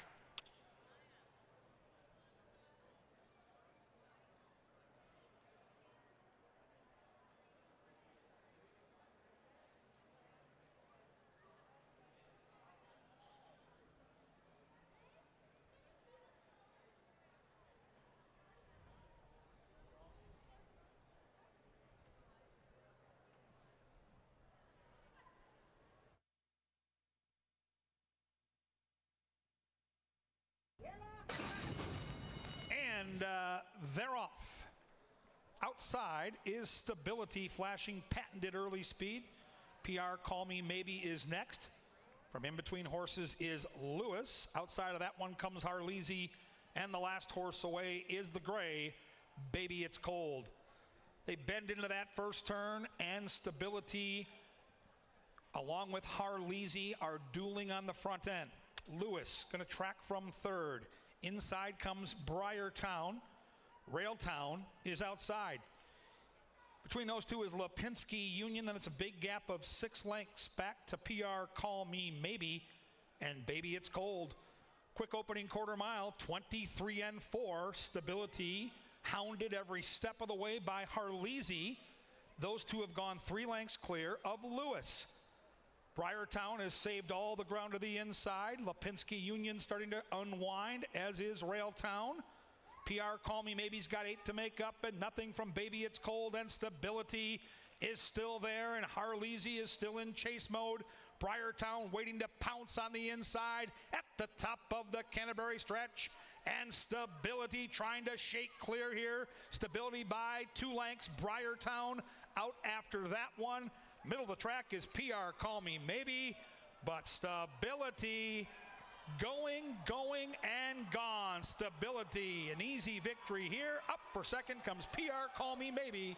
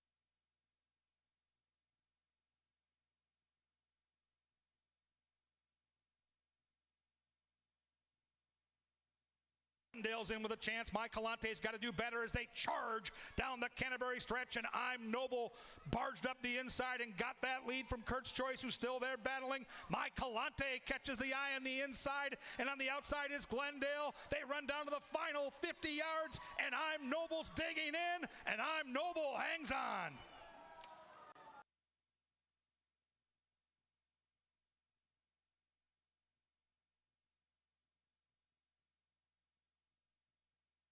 They're ready to pounce, and they charge down the Canterbury stretch, and out of the dark takes the lead away from Expound. Kirill the Thrill is on the inside. Then it's got Ghosted, who now darts down towards the rail. As they come into the final furlong, it is out of the dark, a little erratic, but very talented and drawing off by 4. It finishes 5-4, 6 and 7.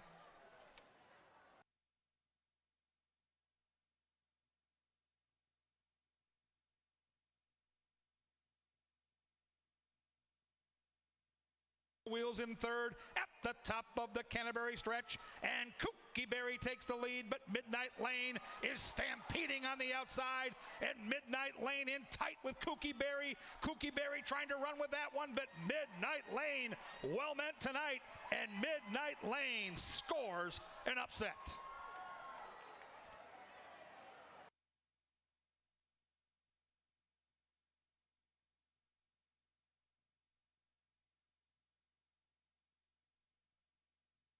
The Canterbury stretch, and Stability trying to shake clear here. Stability by 2 lengths. Briartown out after that one.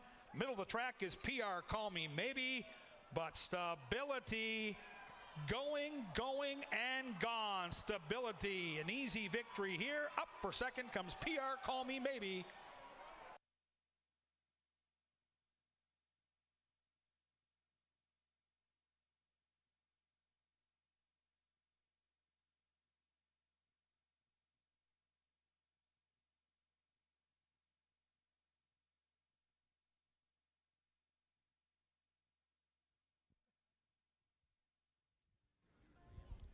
Well, welcome back to the Paddock race number 5. Quite a performance there in the 4th race. Second win on the night for trainer Steve Martinez, one of our top conditioners here at Canterbury Park. Doesn't have a lot of horses, but when he does run them, you've got to take a long look. And you're going to have to take a long look here, too, as we've got 2-year-olds going 5.5 furlongs. This is our second 2-year-old race of the night. Helps to take a look at these horses. I'm joined by Jay Litza. He's the public handicapper for the Minneapolis Star-Tribune newspaper and website. You can find his picks in print every race day and online as well. Well worth following. Jay, what do you love about 2-year-old racing?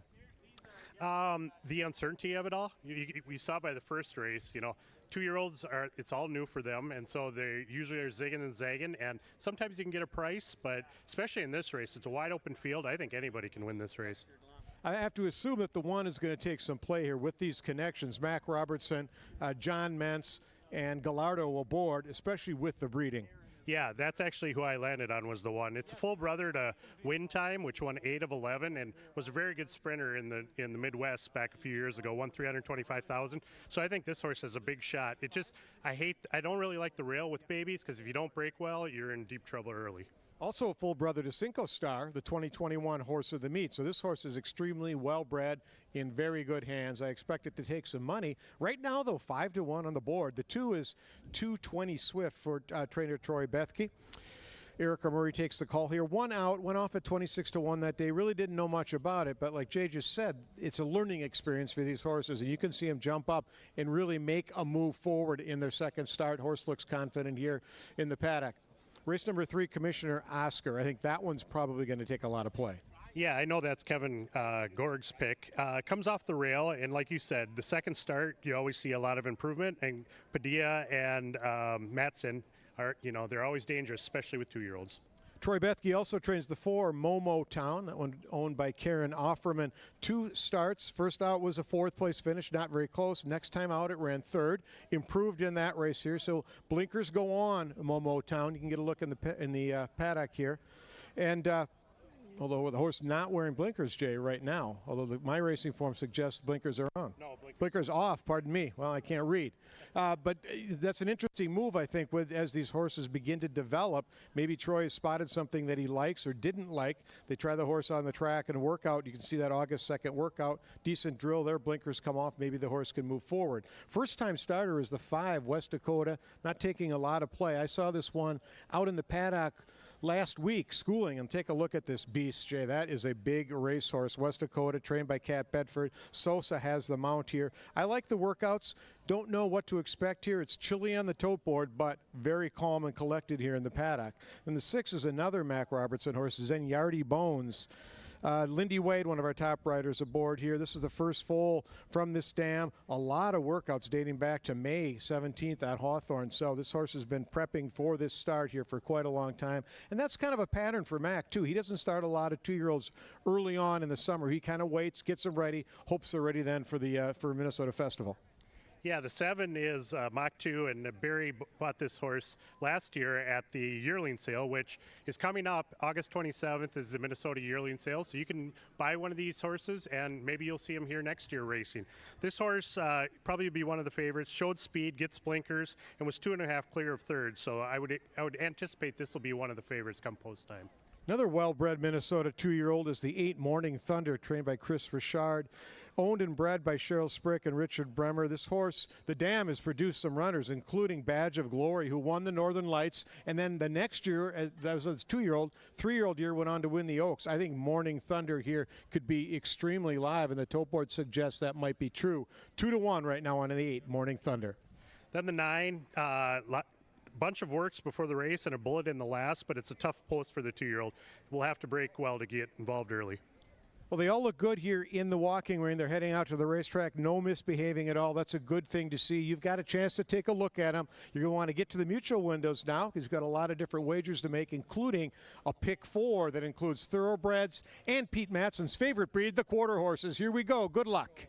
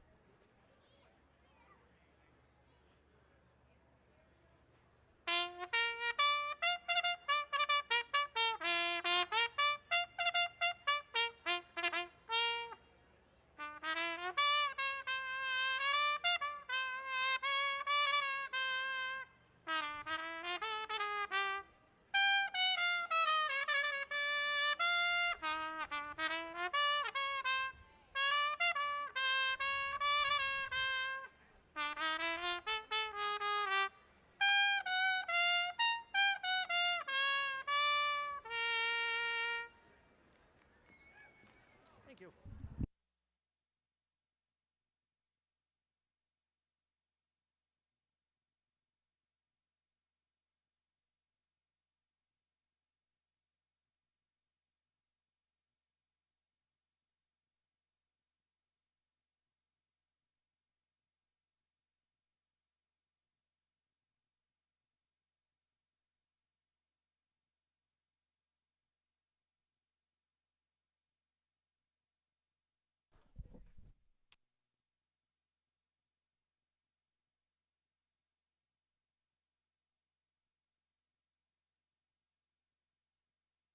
We're 7 minutes away from race number 5. That starts the late pick 4. In addition, wagering options for the 5th include exactas, tries, supers, and daily double wagers. At the moment, your 2-1 favorite is Commissioner Oscar. I want to remind you of some stuff that's coming up at the park because tomorrow we have Smash Mouth and the Spin Doctors coming to the stage. That's the second to last, or the penultimate, Paul, concert at the Park of the Year. Randy Hauser comes on September 8th, and that's it. If you want to get some tickets for a concert at the park, do it now. Opportunities are running out. Remember, this Saturday, the festivities out here for Made in Minnesota Day start early in the morning. We have breakfast on the rail starting at 7 a.m. You get a trackside breakfast from 7 to 10. Watch the views of the horses training on the track as they prepare for race day with special guests for breakfast on the rail. 7 a.m. Get here early. And stay through the day. We got Beer Fest and Made in Minnesota Day coming on Saturday night. We got summer nights and cold beer, all kinds of cold beer, domestic, imported, specialty, craft, seasonal, microbrews. It's all going to be at Beer Fest. We've got great stakes races going from start to finish, and you can live racing, admission, and beer samples with your ticket to Beer Fest. Saturday, September 2nd is our final Taste of Canterbury event, craft cocktails and charcuterie. Check out canterburypark.com/events for details on Taste of Canterbury and all the events going on at the park.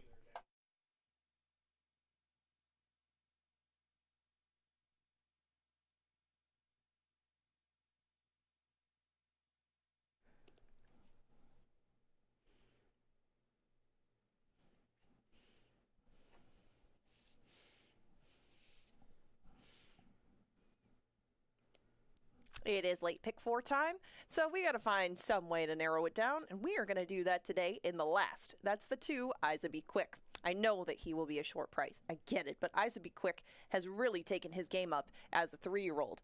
Isa Be Quick starts very quick, and that's kind of been the key to this horse. When he's down at Remington Park, or even when he's here, if this horse gets beat out of the gate, it is a night and day difference from when he breaks sharp and has the lead throughout. Now, that's always a question, especially with an inside post.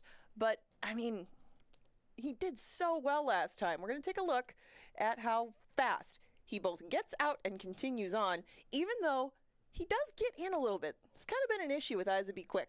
It doesn't always run the straightest, but you can see how much better he has gotten at 3 years old. And he was already pretty good at 2. Isa Be Quick is going to be a single on my late pick 4 ticket. We're going to take a look at that in just a moment.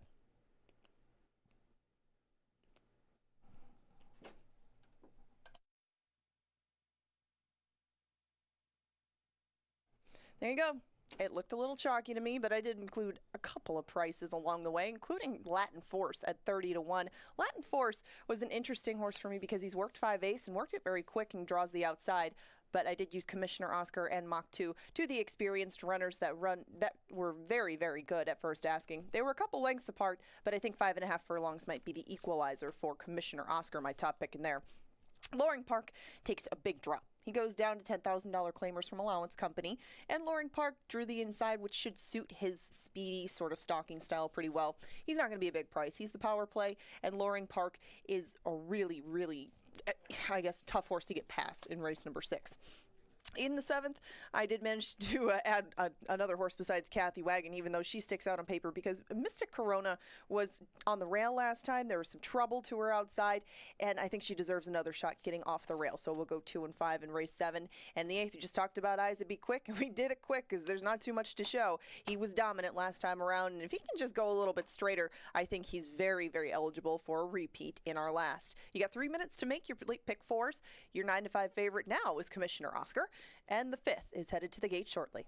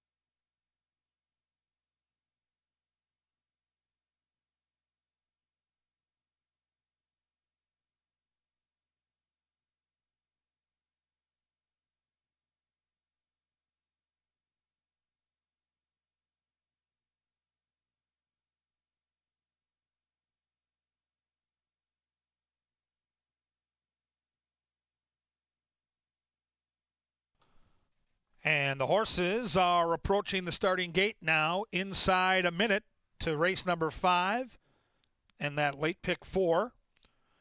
Get ready for our final dog race of the summer with the Battle of the Breeds. It features bulldogs, basset hounds, corgis, and wiener dogs.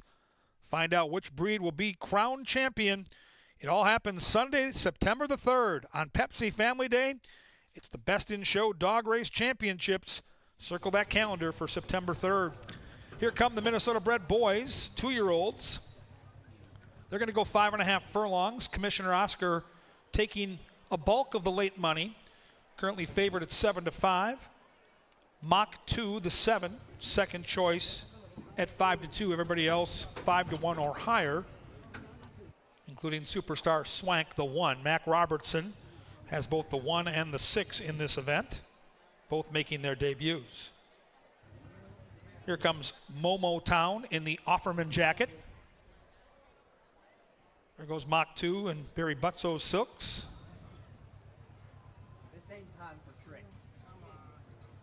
Momo Town just a little reluctant at the gate. Morning Thunder took a lot of the early money, debuting into the gate as a pro. Latin Force will be the last in line. Good luck with your pick 4. Here come the Minnesota-bred baby boys. 9 in a line. They're in the gate.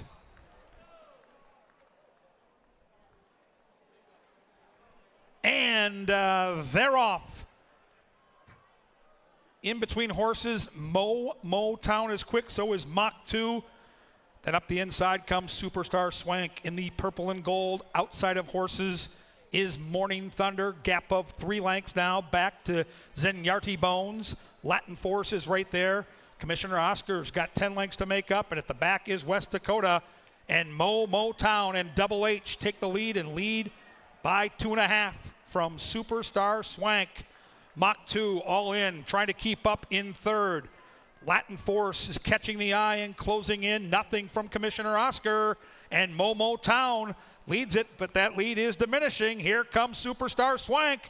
And Superstar Swank with a bold move to the top of the Canterbury stretch. Superstar Swank and Eduardo Gallardo opening up here. Commissioner Oscar flashing from the back of the pack. But what a move by Superstar Swank from that pesky inside post, making it look easy for Mac Robertson. 1-3 and a photo.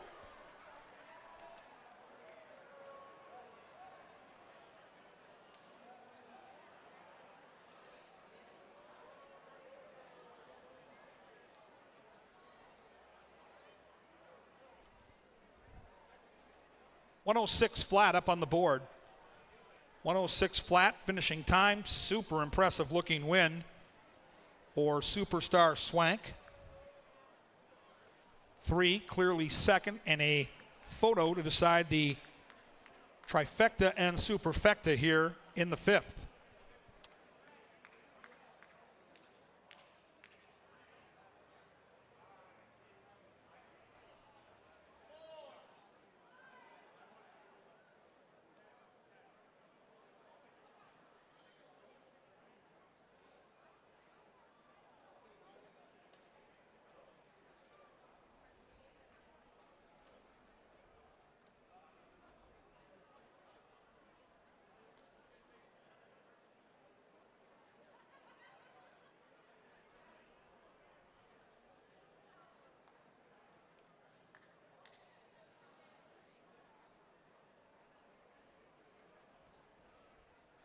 That photo sign is down.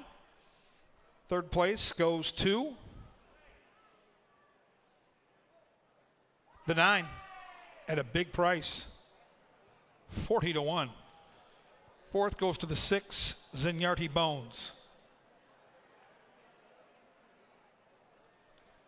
Superstar Swank, impressive debut. This is the son of 3-hour nap. He was anything but sleepy here in the 5th.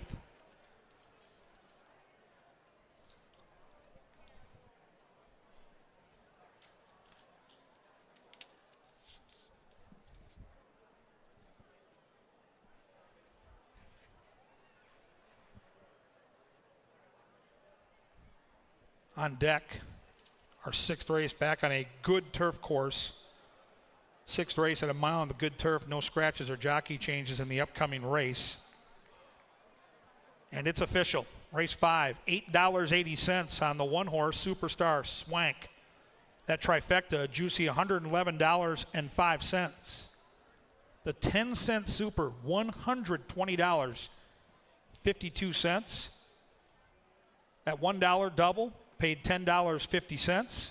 The pick 3, 3, 7, and 1 for a buck, $128.40. And the Dan Marino, 1-3 exacta, $14.80.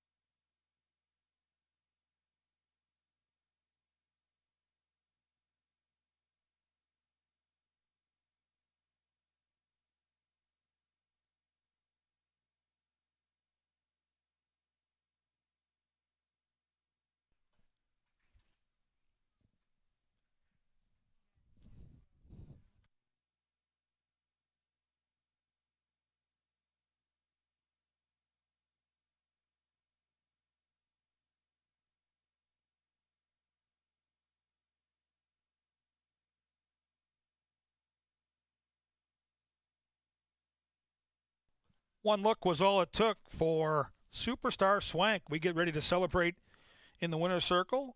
Race 5 is official now. Superstar Swank is a 2-year-old chestnut colt by 3 Hour Nap out of 5-Star Swank. Foaled right here in Minnesota by the owner, John Mentz. The winning trainer is Mr. Mac Robertson. And the winning jockey is Eduardo Gallardo.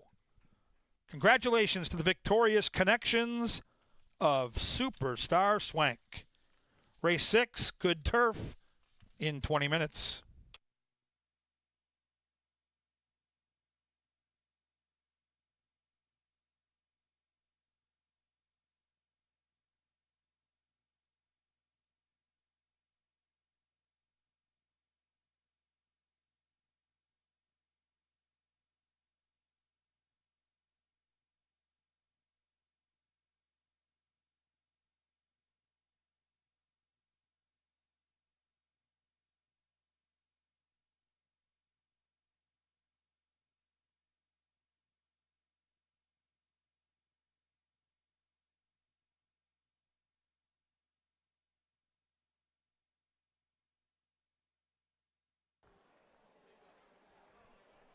And they're off. In between horses, Motown is quick, so is Mach 2. Then up the inside comes Superstar Swank in the purple and gold. Outside of horses is Morning Thunder. Gap of 3 lengths now back to Zenyarty Bones. Latin Force is right there. Commissioner Oscar's got 10 lengths to make up, and at the back is West Dakota. And Motown and Double H take the lead and lead by 2.5 from Superstar Swank. Mach 2 all in, trying to keep up in third. Latin Force is catching the eye and closing in. Nothing from Commissioner Oscar. And Motown leads it, but that lead is diminishing. Here comes Superstar Swank.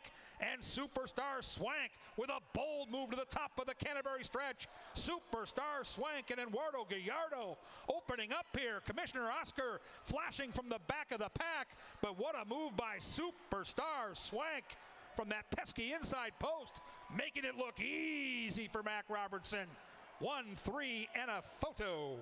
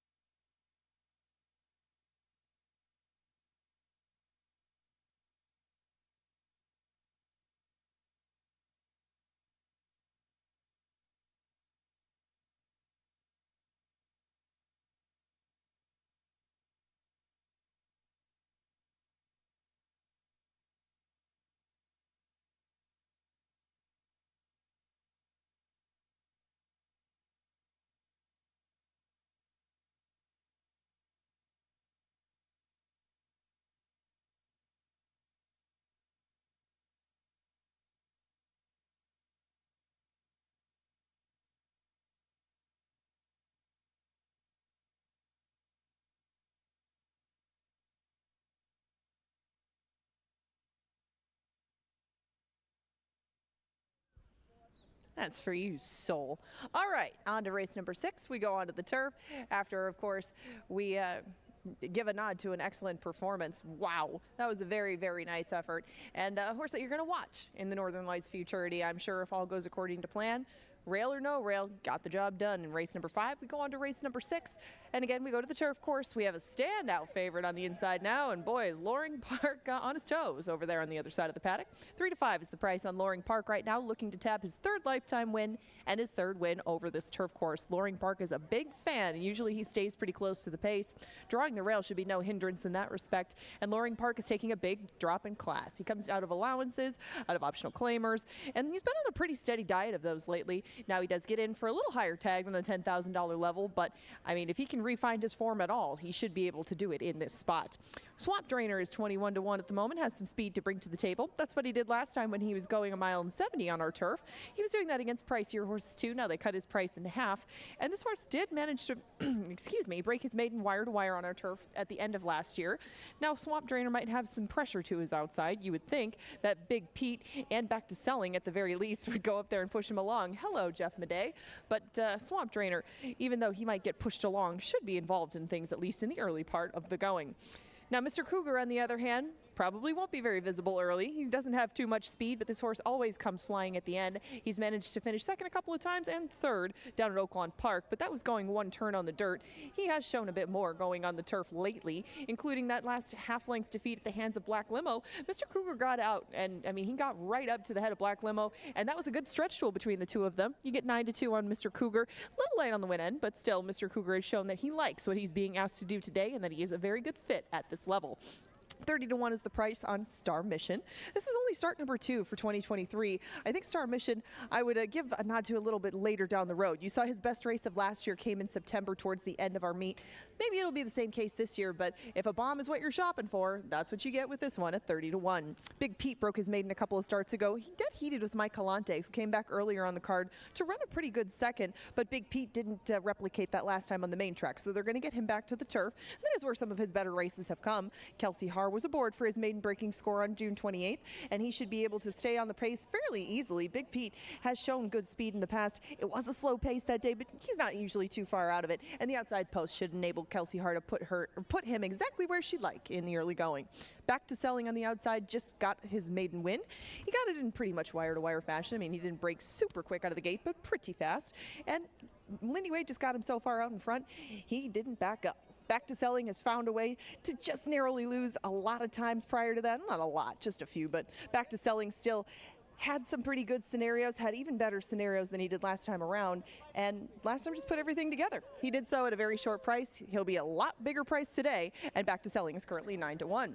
Star of Stars on the outside is going to try the turf for the 9th time. Hasn't hit the board thus far on the grass, but he's been going shorter lately. Maybe a little bit more ground will be helpful in that respect. 25-1 is the price on Star of Stars, and he is going to be one of your field's long shots throughout the betting. This 6th race is going off in 9 minutes. It offers pick 3s, doubles, exactas tries, and 10-cent soups. You got a lot to pick from, 7 to pick from, and a 1-5 favorite on the rail. A lot of us like Loring Park, but you have some other options. You got 9 minutes to compose those wagers.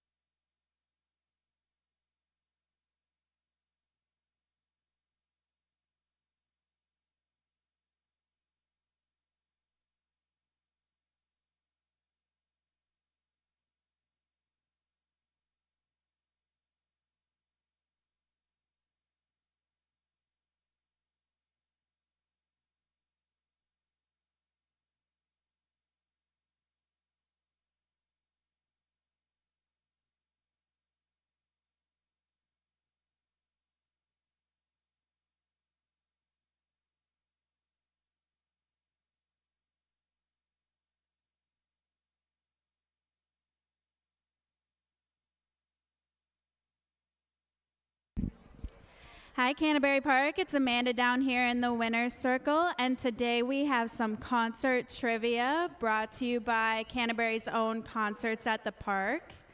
This Friday, we have Smash Mouth and Spin Doctors coming up, and we have a lovely contestant here to play some Smash Mouth trivia. What's your name and where are you from? Steve from Norwood. Do you know a lot about Smash Mouth? Not much. All right, well, let's see if you can answer this trivia question. We'll turn around here to the board. Smash Mouth's biggest hit, All Star, was featured on their 1999 second studio album. The name is Get the Picture, Astro Lounge, Fush You Mang, or Magic. Is it A, B, C, or D? B. All right, is he correct? Is the answer B? It is B. Congratulations, you'll be getting 2 quick trip pit passes to Spin Doctors and Smash Mouth this Friday. Congratulations.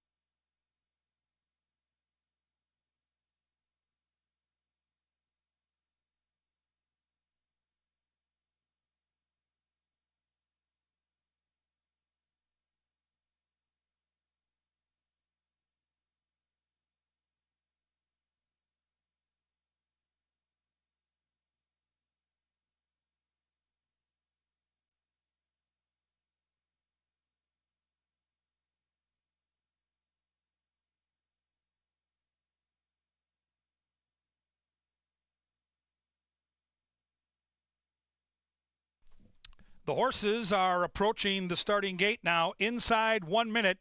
Inside 1 minute to race number 6.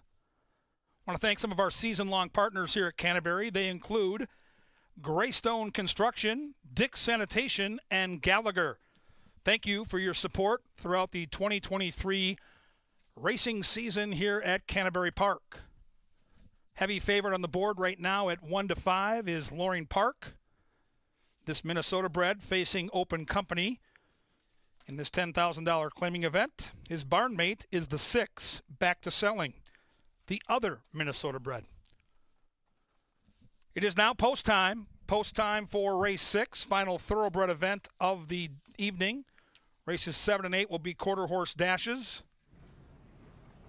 Loring Park loading in now at 2-5 up on the board in the Lothenbach jacket with jockey Lindy Wade. Mr. Cougar taking some late money down to 5-1. One more left to load. It's Star of Stars and Erica Murray. All set. They're in the gate. And they're off in the Remsen Bells Derby, and the field came out as one. The hot favorite, Loring Park, flashing some keen early speed. On the outside comes Big Pete, and along with that one is Star of Stars. Making a bold move in the early stages is Back to Selling. Then we come back to Star Mission. At the tail of the field comes Swamp Drainer. They've run by the judges, and they've been through that first turn, and Star of Stars leads it at 40-1 and leads it by a measured length. Back to Selling is pressing the pace from second. The favorite, Loring Park, comfortable in third, with just 4 lengths to make up. Then it's Big Pete, who shades Swamp Drainer, gap of 2 to Mr. Cougar. And at the tail of the field is Star Mission. They went 23-2 for that opening quarter mile, and the long shot's trying to pull a big upset here as Erica Murray guides Star of Stars to a half-length lead. Back to Selling is still right there, pressing the pace from second, and now the favorite, Loring Park and Lindy Wade, move off the rail and start to make a bold move into third.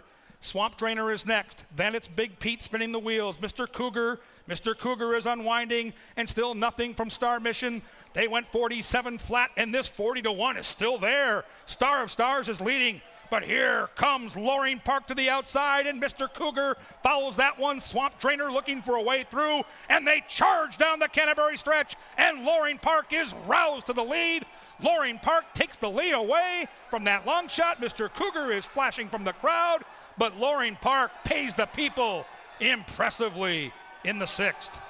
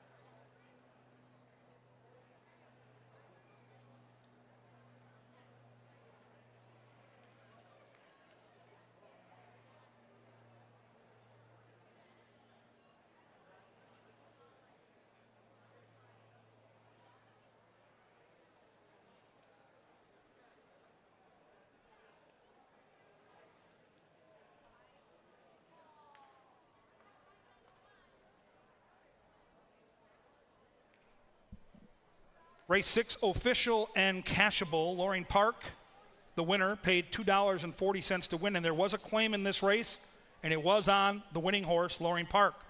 Loring Park claimed for $15,000 by the new owner, Karen Offerman, new trainer, Troy Bethke.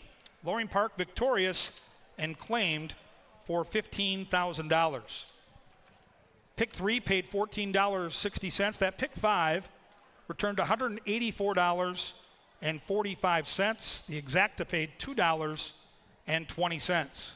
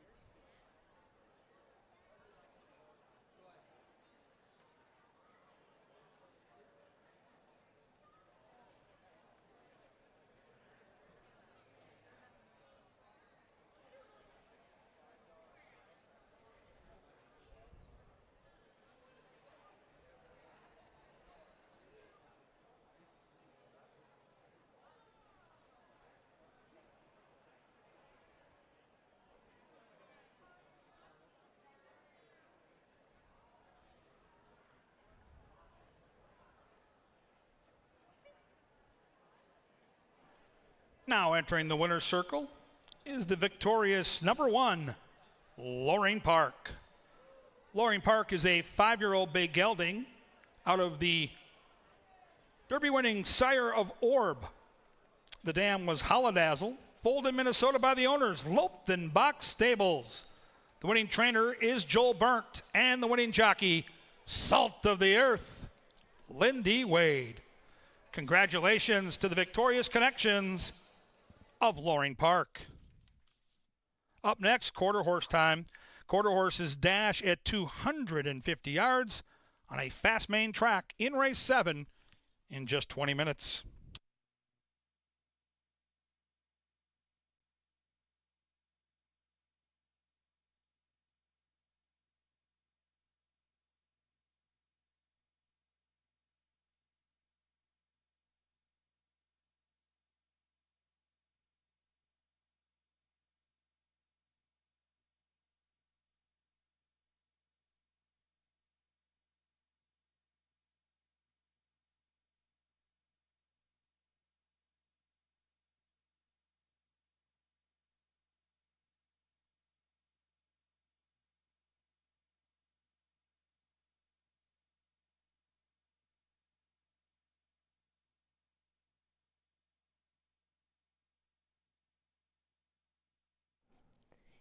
Each month, the Minnesota Quarter Horse Racing Association honors a Trainer of the Month, and July's Trainer of the Month is Mallory Norton. Now in the winner's circle to present the award is Adam Beal of the Muddy Cow and proud sponsor of the Quarter Horse Trainer of the Month. Mallory's been a supporter of quarter horse racing in Minnesota for several years, running horses at all levels, and last year winning the biggest race of the quarter horse meet, the Northlands Futurity. And in next week's Northlands, she's going to saddle 2 entrants. And congratulations to Mallory on being named Quarter Horse Trainer of the Month, and thank you to Adam and the Muddy Cow, the neighborhood bar and restaurant located right across the street from Canterbury Park.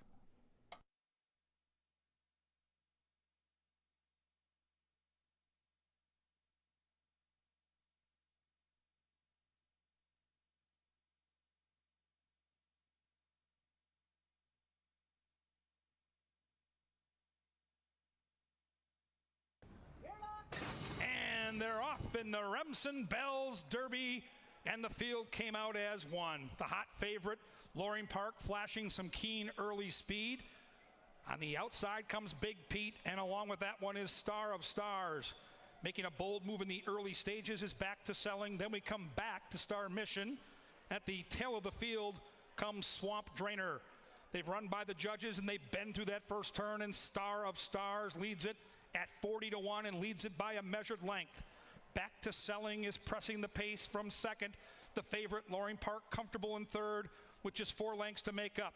Then it's Big Pete, who shades Swamp Drainer, gap of 2 to Mr. Cougar. And at the tail of the field is Star Mission. They went 23-2 for that opening quarter mile, and the long shots trying to pull a big upset here as Erica Murray guides Star of Stars to a half-length lead. Back to Selling is still right there, pressing the pace from second, and now the favorite, Loring Park and Lindy Wade, move off the rail and start to make a bold move into third.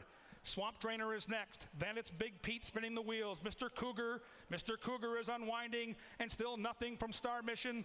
They went 47 flat, and this 40-1 is still there. Star of Stars is leading, but here comes Loring Park to the outside, and Mr. Cougar follows that one. Swamp Drainer looking for a way through, and they charge down the Canterbury stretch, and Loring Park is roused to the lead. Loring Park takes the lead away from that long shot. Mr. Cougar is flashing from the crowd, but Loring Park pays the people impressively in the 6th.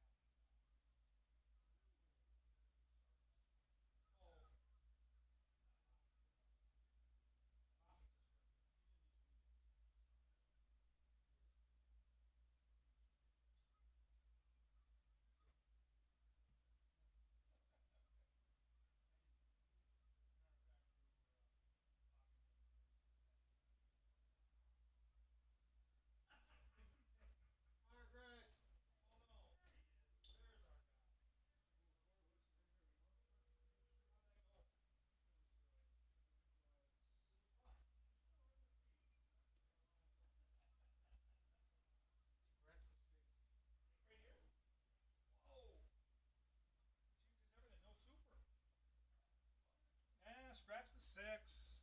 Oh, no. No, hold on, Ange.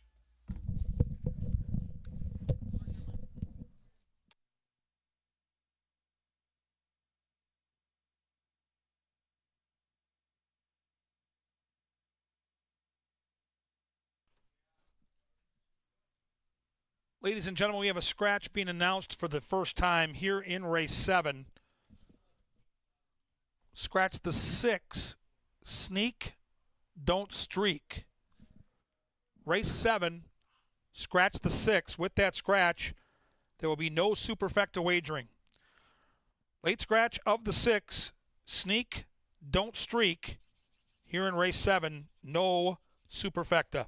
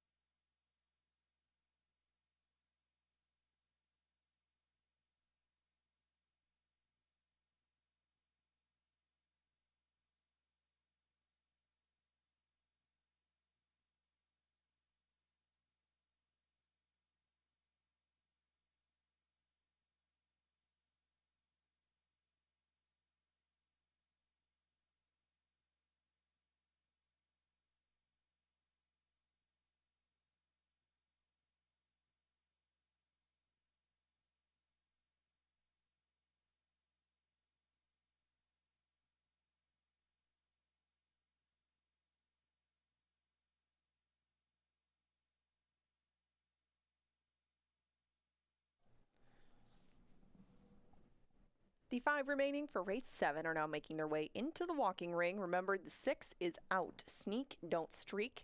And we have no superfecta wagering as a result of that scratch. The remaining 5 all recently saw each other, with the exception of Lil Zorito.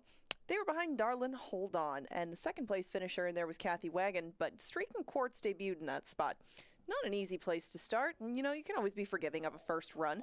There was quite a bit of trouble on the outside of that group, and Streak and Quartz was right in the middle of it. Toss that one out and give him another try. If this is one that you fancied last time, definitely dive in, considering the 10-1 value.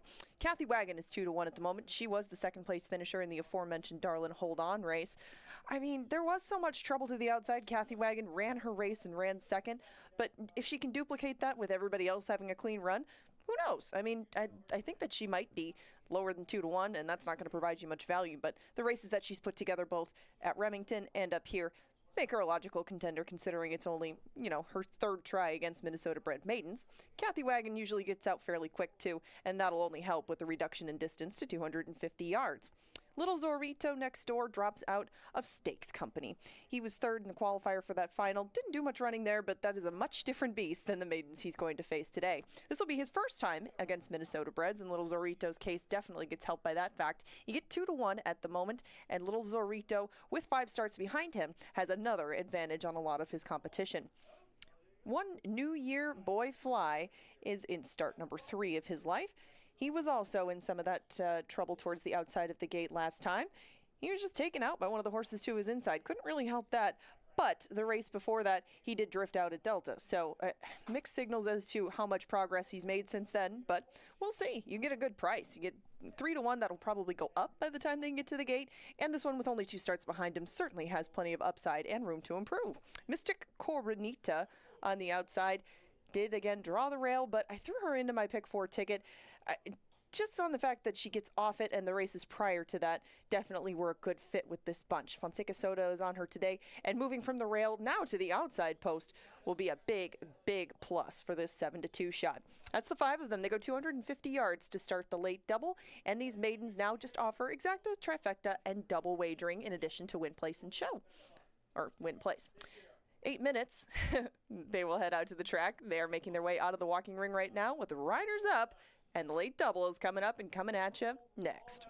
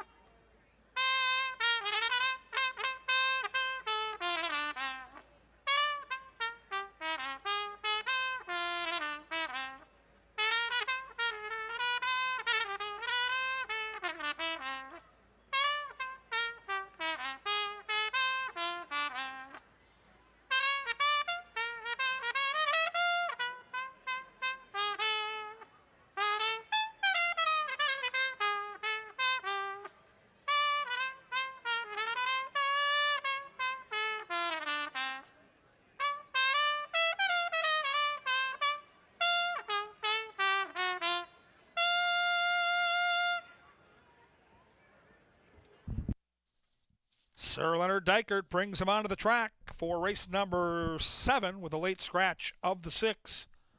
Sneak Don't Streak. Win Play Show, Exacta, Trifecta, and a late daily double. A quarter horse double in race 7, which is sponsored by Quick Trip. Good luck, everybody.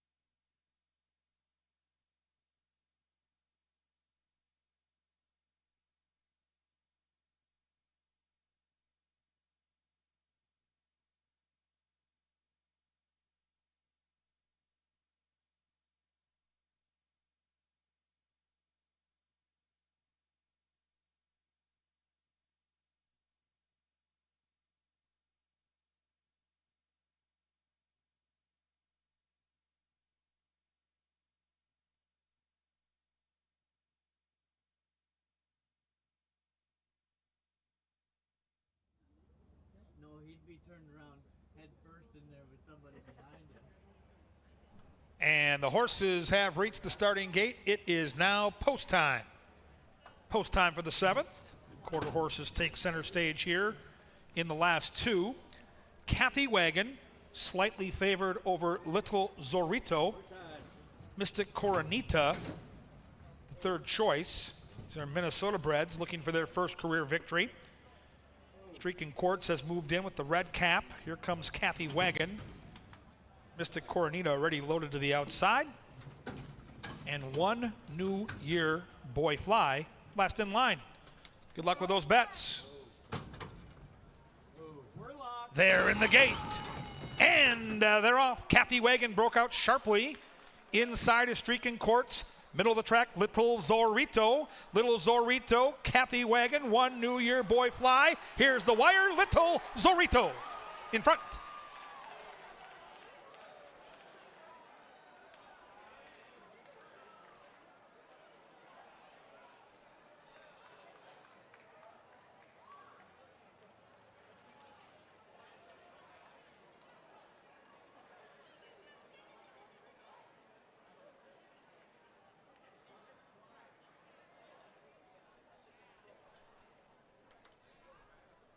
Finishing time, 13 seconds, 0.58. 13.58. Little Zorito, the unofficial winner. We have a photo for second and third. Hold them all.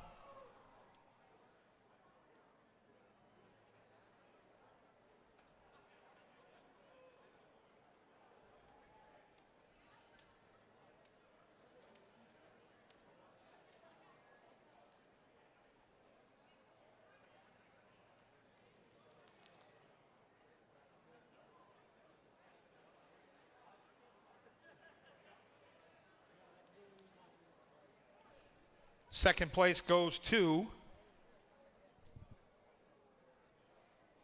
the 4, One New Year Boy Fly. Favorite, long shot, second choice, long shot in that order. 3, 4, 2, 1. Soon to be official.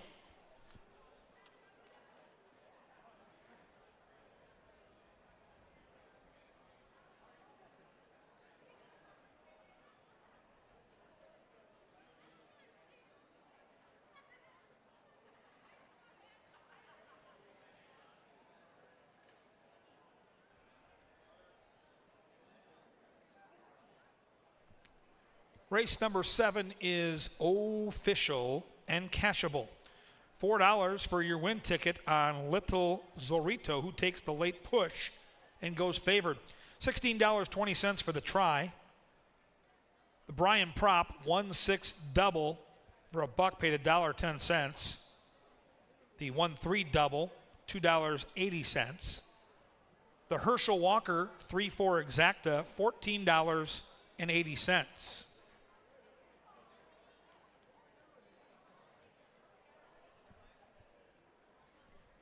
Career start number 6 for Little Zorito proves to be the winning one. Had faced much tougher competition, including open company in all 5 starts. $70,000 futurity last time. Back with the Minnesota breds in a maiden race and wins impressively tonight. In our 8th race, the lucky last, there are no scratches or jockey changes, and they'll be postward here in about 22 minutes. Tomorrow night we've got that big concert here at Canterbury. Tickets still available, limited, but still some tickets left at canterburypark.com.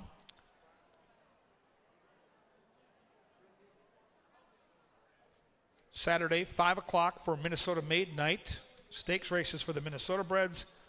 And then the Wiener Dogs come out on Sunday for Pepsi Family Day. Concert, Minnesota Maid, and Wiener Dogs make up the weekend here at Canterbury. Always head to the website for your tickets. Tomorrow night it's Smash Mouth and Spin Doctors 90s extravaganza. You won't want to miss it. Let's celebrate the victorious horse here in the 7th.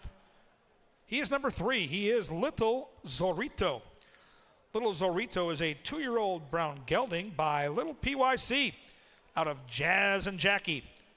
Foaled in Minnesota by Kenny Quaid. The winning owner is Javier Sareta.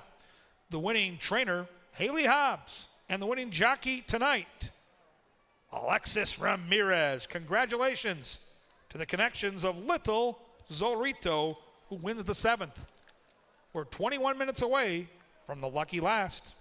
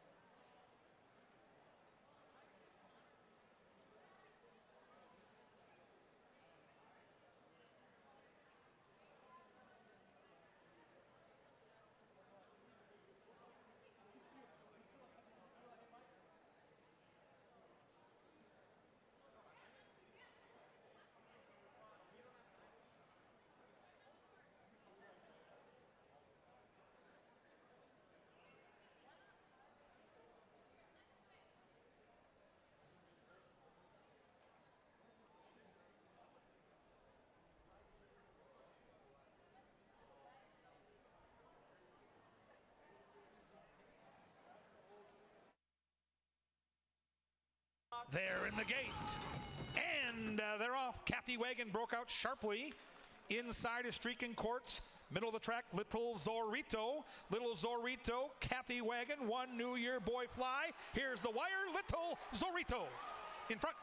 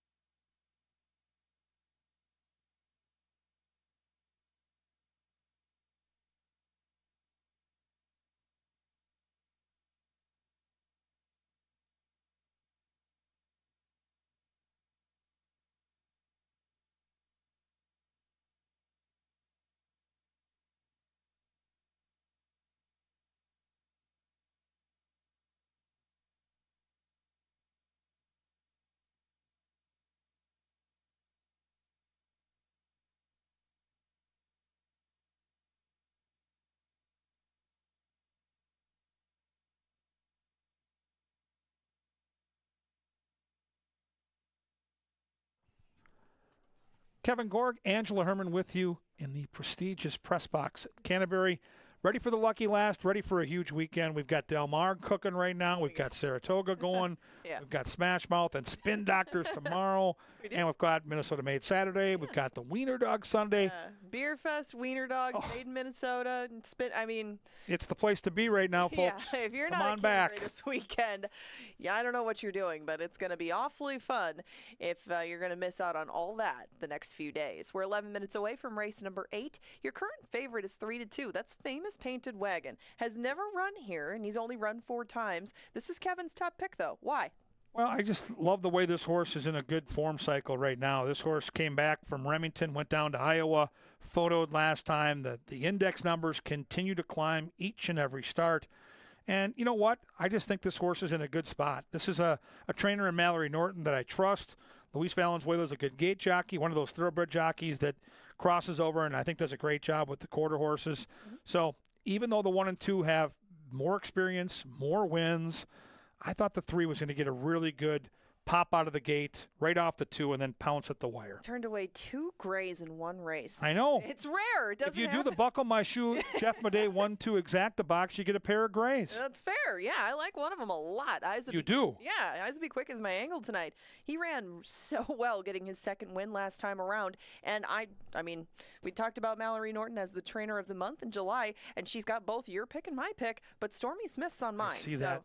Yeah, I'm going to hope that Stormy gives Eyes Will Be Quick the same sort of start that he got last time and that they just roll the same way that they did last time around. I mean, Eyes Will Be Quick still ran some lateral yards in addition to running forward. And once Eyes Will Be Quick stays on that straight track, I mean, he's good. And I think that this is a perfect distance, draw, all of it for him. So I'm definitely going to get down if he's 5-2. What about the 1? You get My Owner's Broke. You get a horse that's got a ton of experience. Needed that start last time. Had all kinds of trouble at Prairie Meadows. If you go back to last year, this horse was facing some really nice horses like Jess Rocketman. Yeah, and getting close, too. I mean, you see a neck defeat, a head defeat, and he was getting close to this level of horse. It's just the rail. That's about the only thing I don't like about My Owner's Broke. The horse himself, the connections, just fine, but the rail draw, no, I don't love it, and you can only put 4 of them in there, so I just stuck to his outside with Eyes Will Be Quick. Even if Eyes Will Be Quick drifts down to the rail, I still think I would prefer the position to be further outward rather than inside. How about Mallory Norton going Chad Brown on the bit here? She's got 3 of the 6 horses. She also has the 5. Make It Captain. Yeah, Make It Captain is in this spot, too. He was a close second last time around, has done a lot of shipping through his life, but the one race that we did see him at Canterbury win last year was in the mud, and he broke well, stayed on the inside, and, a couple of other horses pushed away from him, but Make It Captain still pulled off a rarity. That night, July 7th, the rail was winning everything, including quarter horses, and Make It Captain was fortuitous to land on the rail that night. You get 6-1, though, as opposed to the stablemates that are at 5-2 and 8-5. So if the price on the hot barn is what you're looking for, that is the one. Well, you're going to be here all weekend long. You might as well put a couple extra dollars in your pocket. It's race number 8. We have the casino on the main floor ready for you, air-conditioned with food and beverage service at your table. Pie-Gow, Texas Hold'em, Blackjack. Tomorrow, Smash Mouth and Spin Doctors. Saturday, Minnesota Made. Sunday, Pepsi Family Day with the Wiener Dogs. Make some extra cash here. We'll see you back this weekend. Should be a lot of fun. Good luck.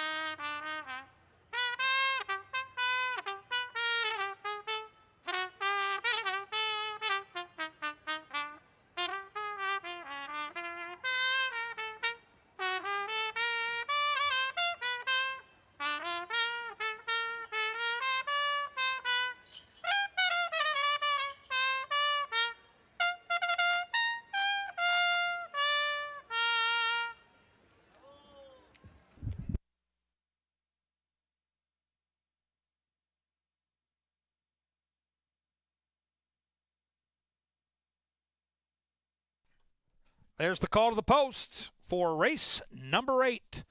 A quarter horse dash at 350 yards. We offer win, place, show, exacta, trifecta, and Superfecta Wagering. They'll be at the gate and ready to rock in 7 minutes.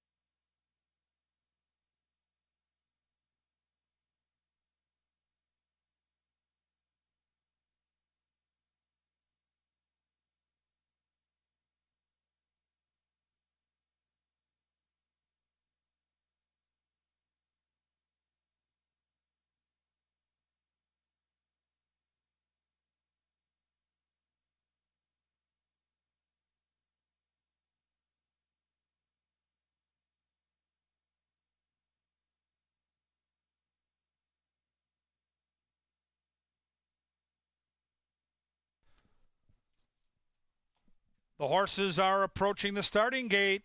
It's a 1-minute warning. 1 minute now to race number 8. Barnmates battling for favoritism with Famous Painted Wagon 9-5. Isa Be Quick 1 tick higher at 2-1. Both running for Mallory Norton, trainer who also has the 5. Almost there, guys. Get your bets in now.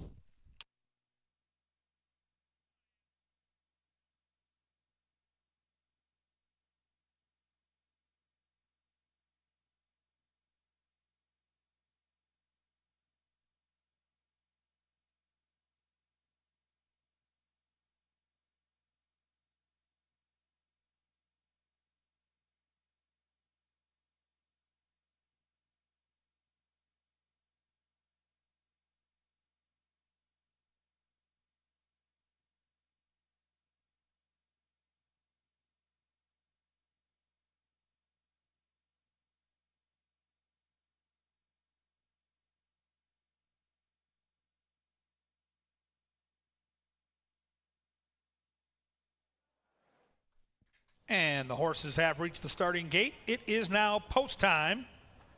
Post time for the 8th. Co-favored right now at 9-5. Isa Be Quick and Famous Painted Wagon. Make it captain, third choice at 9-2. The Norton horses dominating at the betting windows. 2 grays to the inside, including My Owner's Broke, with Nikki Goodwin, who moves in now. Here comes Isa Be Quick with Stormy. Famous Painted Wagon. The last horse in line will be Make It Captain. Here comes the lucky last. There in the gate. And they're off. The 2 grays to the inside broke nicely. So did Famous Painted Wagon. It's Isa Be Quick. My Owner's Broke. Famous Painted Wagon. The inside 3 are dominating. Famous Painted Wagon. Famous Painted Wagon from a hard-charging fanatic.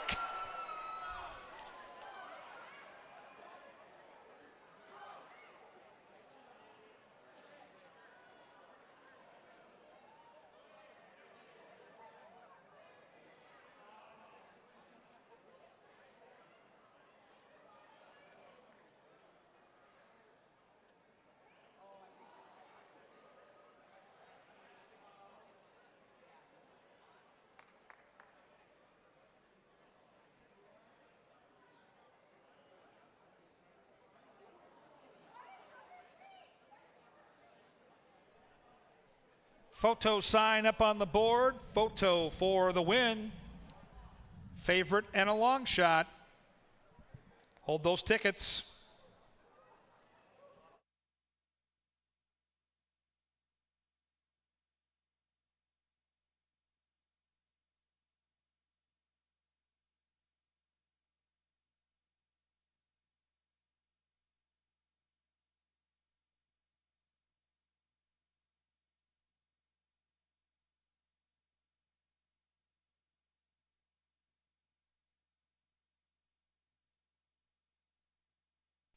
Photo sign is down. The winner is the 3. Famous Painted Wagon holds on. 3-6-2-1. Soon to be official.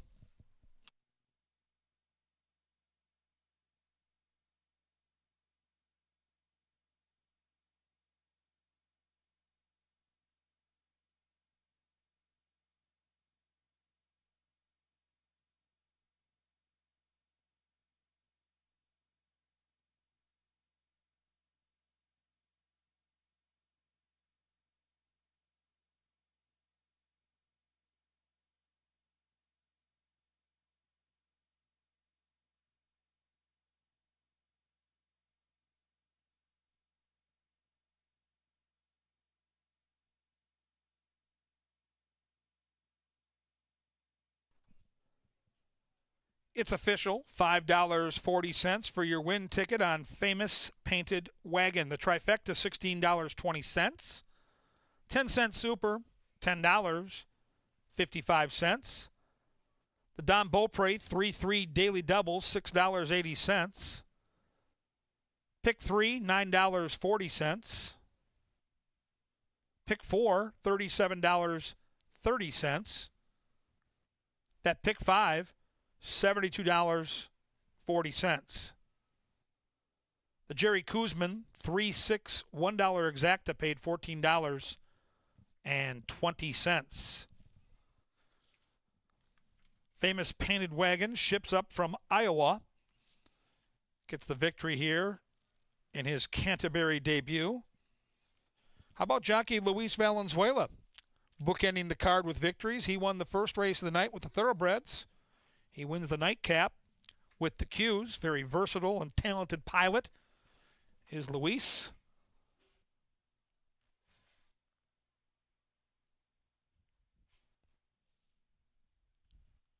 Again, we're back on Saturday at 5 o'clock with Minnesota Maid Night.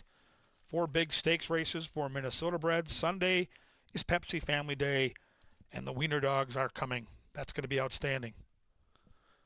Right now, though, we celebrate the victorious number 3 Famous Painted Wagon.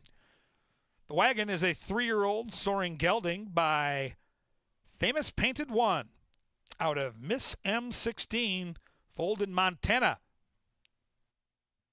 Winning owner is Brighton DeWald. The winning trainer is Ms. Mallory Norton.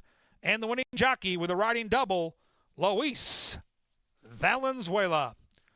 Congratulations to the victorious connections of Famous Painted Wagon.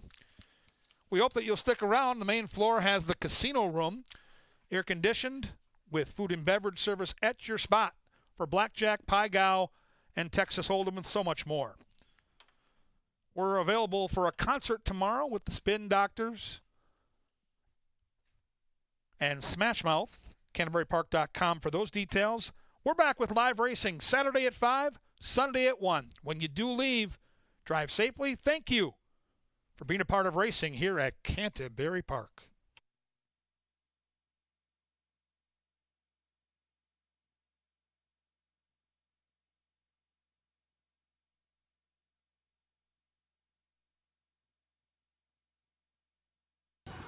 And they're off. The 2 grays to the inside broke nicely. So did Famous Painted Wagon.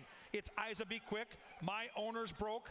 Famous Painted Wagon. The inside 3 are dominating. Famous Painted Wagon. Famous Painted Wagon from a hard-charging Fanatic.